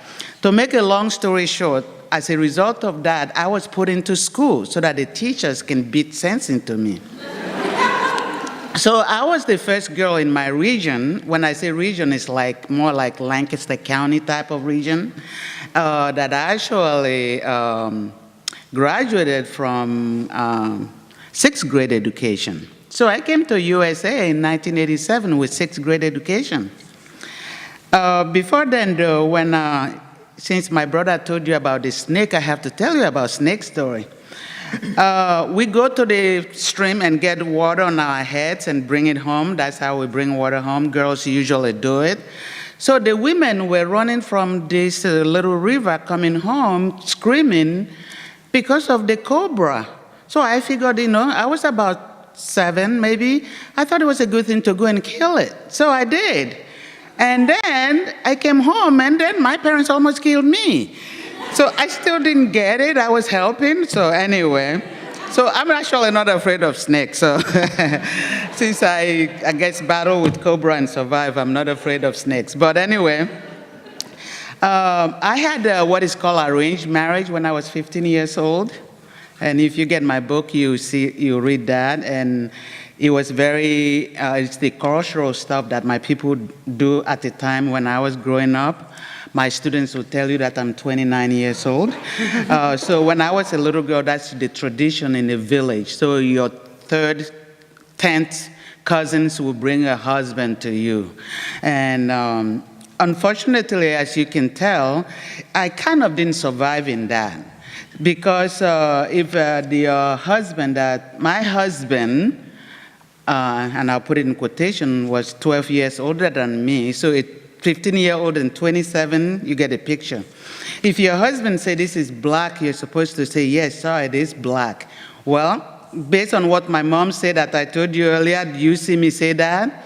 So needless to say, the arranged marriage didn't work for me. So as a result, I became a shame to my family. So I was kicked out and I was in exile. And then that's where I learned I'm very gifted with my hands. I sew, knit, help, cook. So I was helping people that were as less privileged as I was, which is like people with disabilities. That's the reason why I went into special education. All that to say is that when I was doing all that, the missionaries that came to my country at the time noticed that I care for the least of this. That's how they put it. And so she said, if Ojoma, actually they call me Mary, if Mary can get education, she can change her people's way of doing things. Because when I was a little girl, the people with disabilities were being killed. And I actually witnessed one of the little boy that was my favorite boy being killed. And now I know what he had, but I didn't know then. So anyway, so this missionary brought me here. I came to USA with 6th grade education. And my goal was to get a high school. I never had opportunity. So I studied and I was in Montana, took GED. If I had missed one more question, I would have failed my GED. So I have my GED, is the best degree I ever had. So I discovered I had brain. I decided, hey, maybe I can go to school. Long story short, that's how I started and discovered and discovered and discovered. And before you know it, I was graduating with presidential acknowledgement from Columbia, Teachers College, Columbia University, with a PhD. So 10 years, 2 days after my GED, I got a PhD. Okay. What am I doing at Millersville? Actually, I didn't come to Millersville to get a job. I came to practice, to interviewing skills so that I can get a job at Penn State. So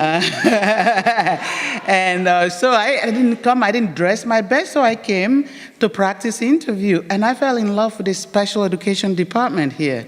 And that's how I came to Millersville here. If you are somebody from a different country, it's okay to be different. That's my advice for you. It's okay to be different. There's nothing wrong with being different. Thank you.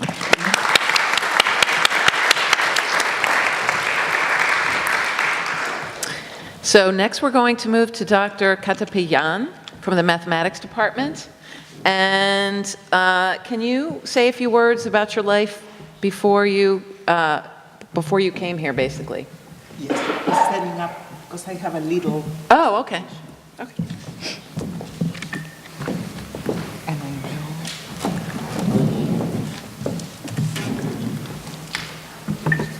And this is the little... Okay. So I have to point here so that it works. You can walk around. Anywhere. Okay.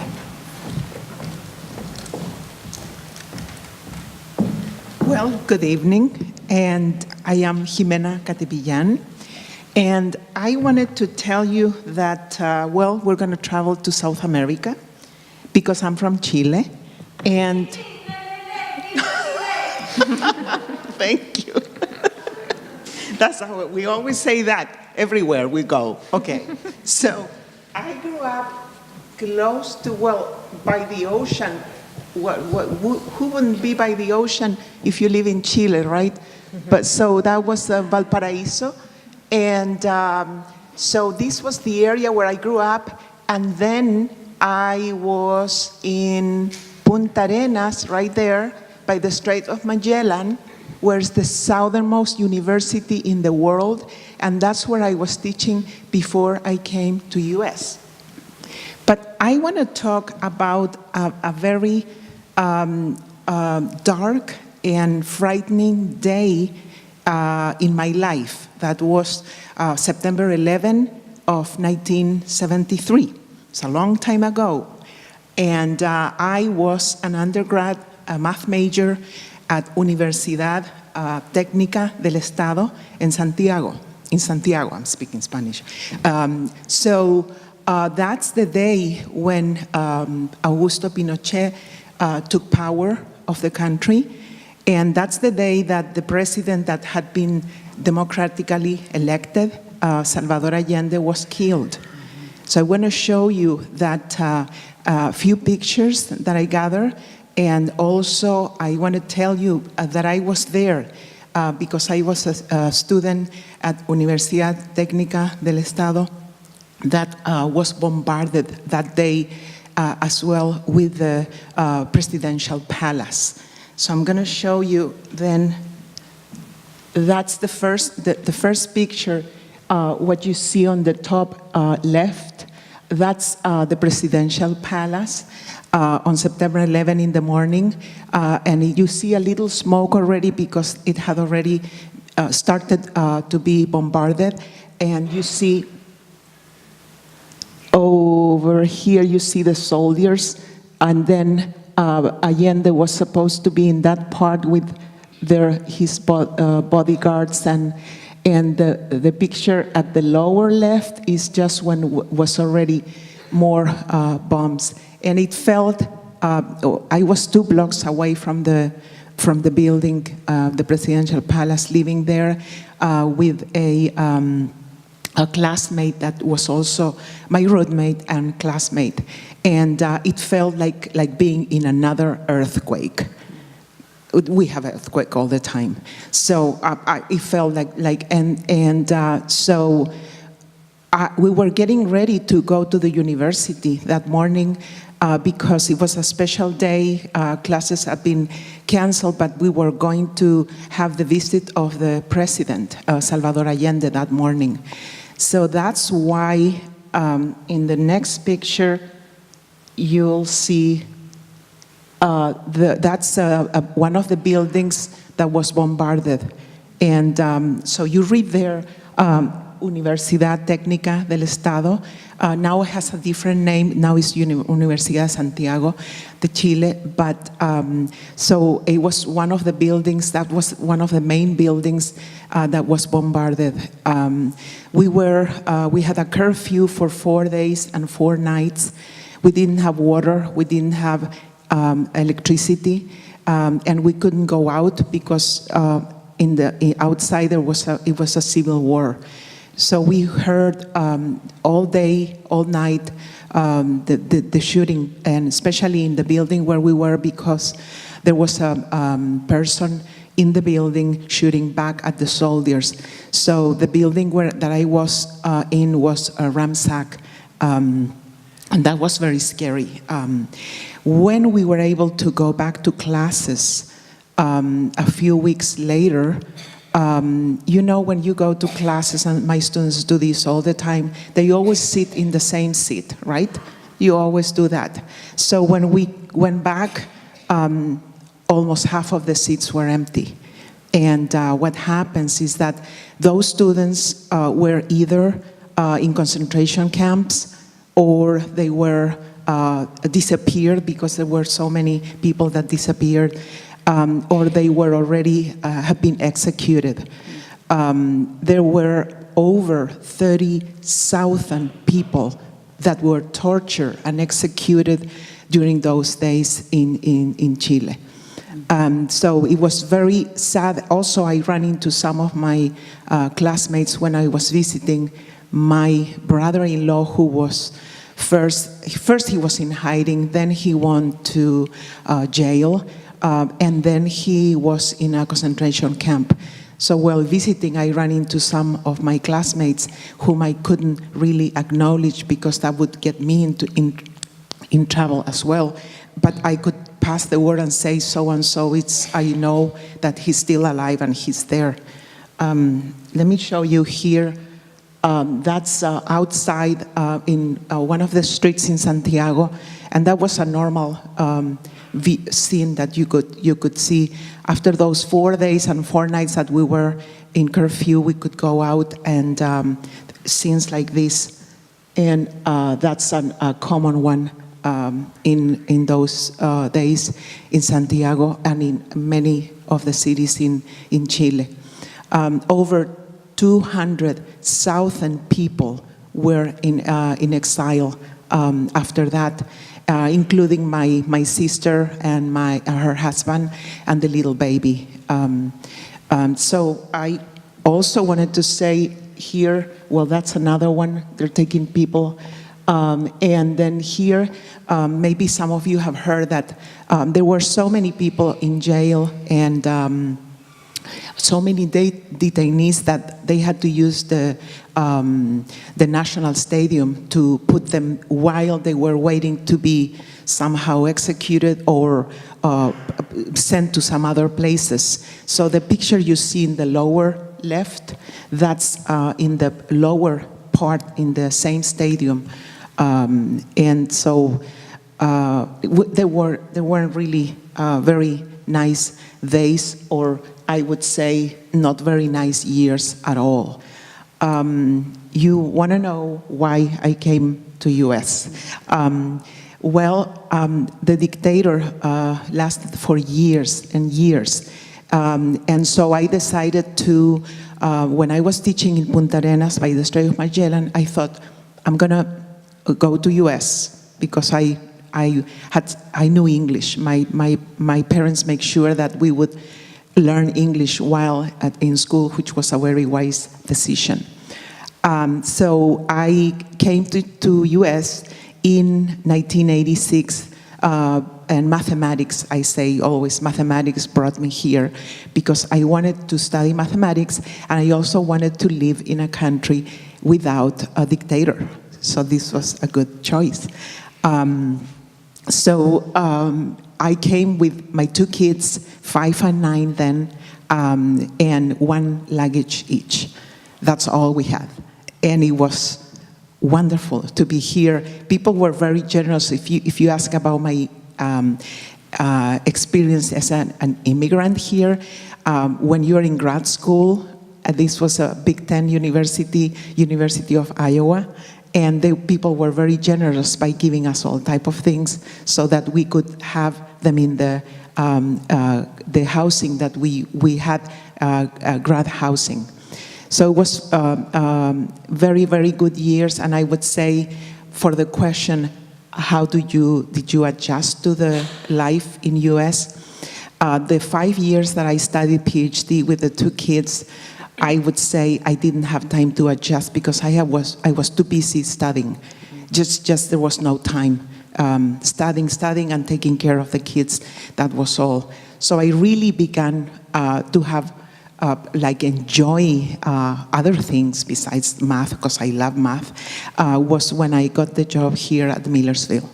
It was, I would say, one of the best decisions that I've made in my life to be here. This is a university that there's no bombardment here, so it feels safe. I really like it here.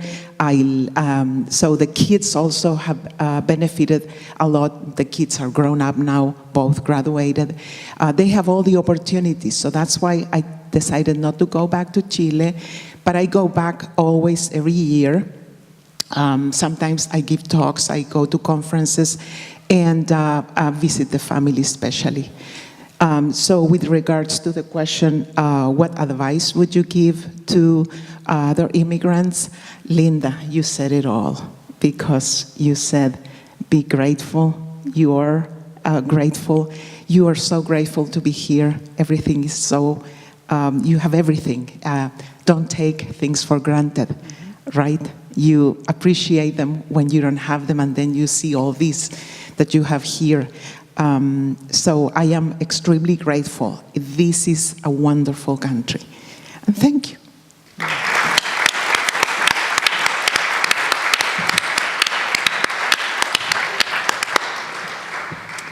So my thanks to the panelists for some very, very interesting stories.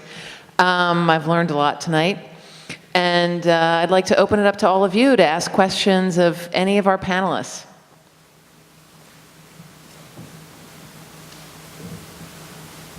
Did any of you feel pressure when you first came to the United States to leave behind the culture you left and to, as Linda said, become American? Or were you able to hold on to the culture that you came from? I knew that there was no future for me in my country. So I was very grateful to come here because of the opportunity. However, I am still 100% Igala Nigerian. I still do the eating the food. And if you read my book, I can't drink milk that is cold. I still don't do that. So I'm connected to home. And I don't feel bad or feel pressure leaving them there because I know I could not do anything there. Since I've been here, I opened an orphanage back home. I built a hospital in the villages for the women and baby type of hospitals. I have sponsored so many young people to graduate from, especially girls, graduate, go to college, graduate, and all that. So everything that I can do to help my people from here, I could not have done it at home.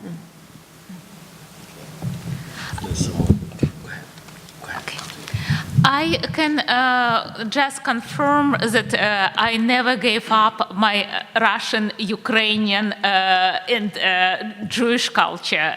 So I continue to research Russian, Jewish, Ukrainian history.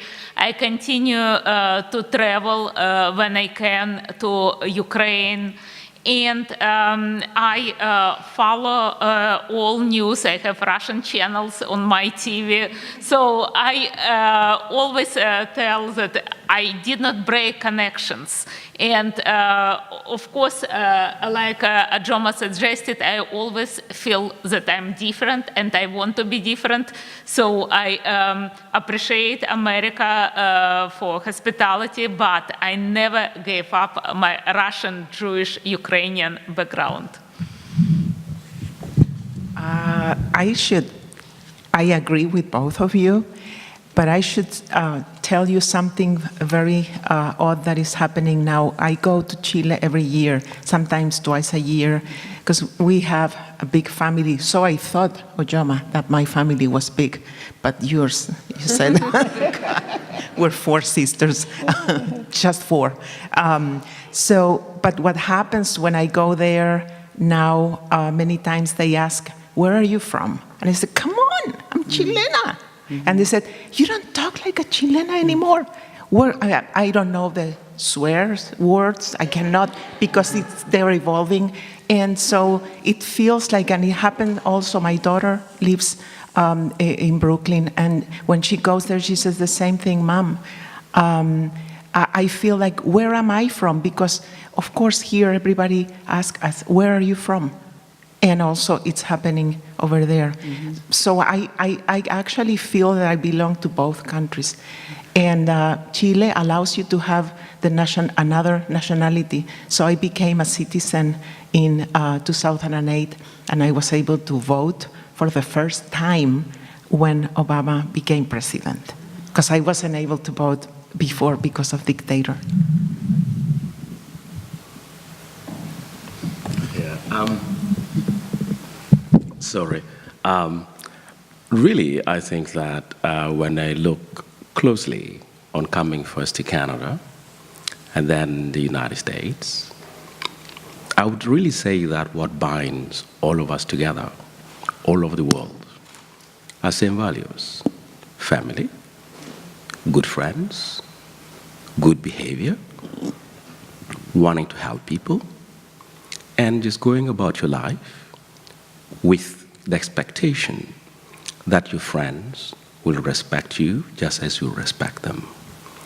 So I see this as the common denominator of every culture. Did I learn anything new coming from Uganda in this respect? No. Did I change anything coming from Uganda in this respect? No. I haven't. There are only little tiny things or differences about what one may consider cultural, which also, when I looked very closely in Canada and the US, I find that the kind of variations that I bring from Uganda, we also have a lot of variations in America. So American culture is not homogeneous. My culture from Africa is not equally homogeneous. So I think we live in a mixed bag of cultures. And these mixed bags of cultures enriches all of us. It makes us a beautiful collection of humanity. And I'd rather see it as bringing a piece of whatever one has that could add onto the various colors there is already, and we could build collectively one beautiful, wonderful culture based on that foundation that is already human. So really, for me, I think I was one of the most clueless ones. I just came in, plugged in whatever that I learned from my old childhood, and life continued. So if you ask me today, what did you change? I said, nothing. Because I was being human like everybody else in America. So I didn't find something unique that changes, Maybe certain styles, my colleague just mentioned swearing, but that's not something I do. I say, come on, get lost, But that is basically my response to it. Other questions?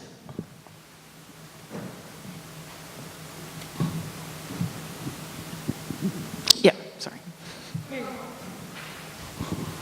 The boy, what did he have? He had, mental retardation, a severe one. His head was little, and so his brain was very small. His name is Otumale. Actually, I published about him because I love children. Anybody who knows me know that. I love children. And he was my boy. I think I was about 11 or 12. And so he was my boy. I actually wrote a song for him. So one day, we call it Ebo. In that, if you connect with me outside of here, I'll find a piece that I wrote about him and I'll show you. And Ebo came and all the women supposed to go inside and hide. Of course, you know I wasn't going to do that. So I snuck out and went into the bush and then climbed on a tree. And then I was watching the whole thing. And this man came with mask and they took Utumali and they went and killed him. I'm really sorry. I only asked because I have like very slight cerebral palsy, and so I was wondering about that because that hits like close to home with like the limitations that people feel will be put on you based off of how you are. So That's one of the reasons why I made it a point to say it's okay to be different. There's absolutely nothing wrong with it. In fact, I got my first teaching job in New York because of my outgoing message after I say blah, blah, blah, and I say, remember, our differences are to be appreciated. When the principal called me to interview me, he said, oh, you're just here for formality. Your outgoing message gave you the job. So it's okay to be different. There's nothing wrong with that. thank you. Other questions? Hello. So you guys all mentioned being very thankful for being in this country and positive things that have come out of it. But as we all know that the current state of immigration in this country isn't great and there's certain stereotypes and things that come with being an immigrant. Have you ever dealt with that personally and how would you deal with it? And if you have any advice moving forward?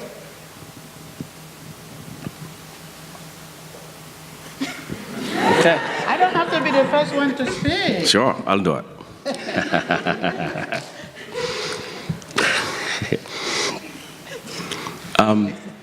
I want to go back to the story that I raised about Idi Amin and my good friends that I was little with. You remember I talked about food. Remember I talked about hanging out, playing. Our world was basically ourselves. At every point in history, we have people in our societies, and here I don't mean any disrespect to anybody. We have people in our society that will try, because of, you remember I talked about politics and my mom who said, you know, you ask too many questions, shut up. And my dad said, don't talk, you know, you are told to shut up, so you shut up. Now, events like this happen. For those in Uganda, the difficulty was the rule of law was non-existent because Idi Amin came to power, and we know better today. The Western powers that supported Idi Amin because of the classified materials was Britain. It was Britain that helped conceive the idea of bringing Idi Amin to power, and I have a lot of the declassified materials. Also, Britain would send a telegram at that time, not email, telegram, to the State Department about what was happening. I also have access to that. I have it because it was a military dictatorship. The community could not mobilize to state very clearly to Idi Amin because he was not bound by any constitution. He ruled by decree. So whatever he says is a law. If the Chief Justice disagrees with him, he disappears, and in fact he did. If any professor criticized him, they disappeared, and indeed they did. So that country, because it was not governed by law, denied the possibility of the population staking claim to everybody who is in that community to be respected. Everybody has, understand, before you are a member of any nation, you're a human being first. I want to emphasize this. Common humanity. Before you're a member of any country first, you're a human being first. And what this means is we call on every member of the community to ensure that we are not moved by some of the politics that we hear, but we see the humanity of those who might be on the receiving ends. Yes, when you read deeply into a lot of the politics, you need to be led by facts. You need to be led by evidence.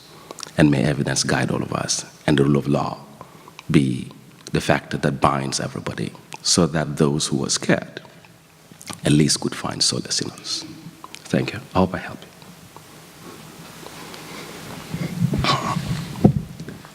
I can tell that, of course, immigration, when come many thousands and millions of people, it's difficult, of course, know everything about all these people, but, of course, to make sure that terrorists or some other dangerous people don't come, should take care Immigration and Naturalization Office. You remember probably that people who participate in September 11 actually have all American visa, I mean terrorists, and somehow they sneak through control. So, but also simultaneously we can say that the vast majority, 99.999 probably percent, people who come to country come with inclination to work here, to establish here their families, to study in America, and they greatly contribute to this country.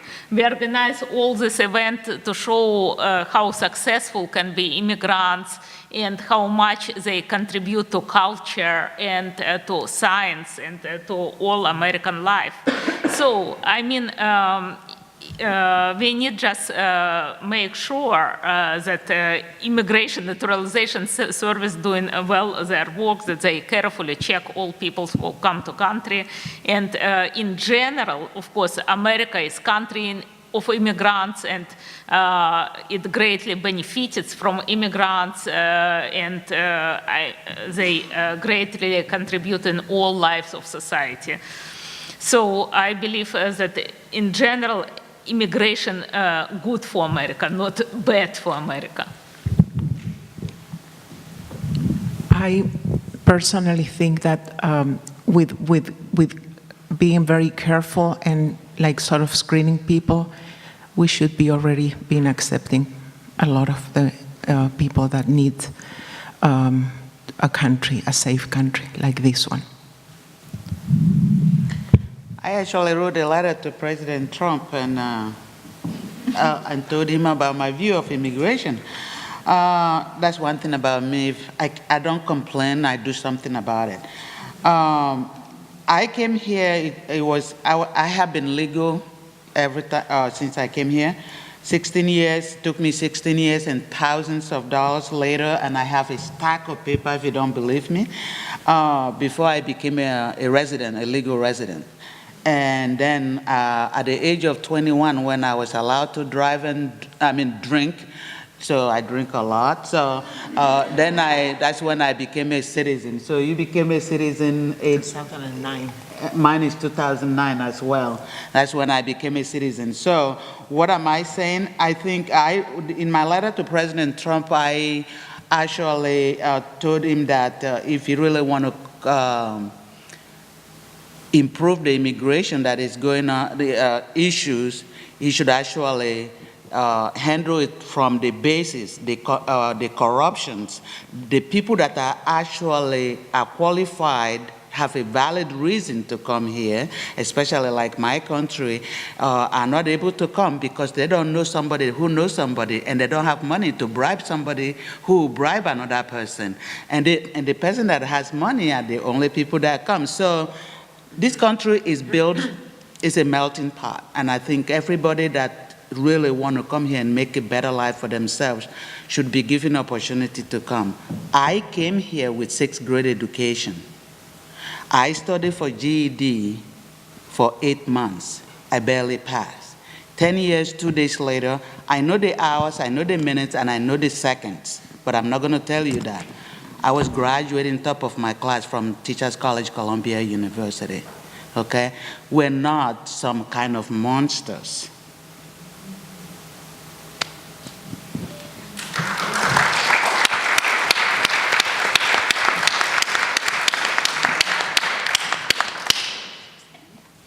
I would like just add couple of words that please remember that people immigrate usually when they run from persecutions, war, really bad life, from poverty, from discriminations, from abuse.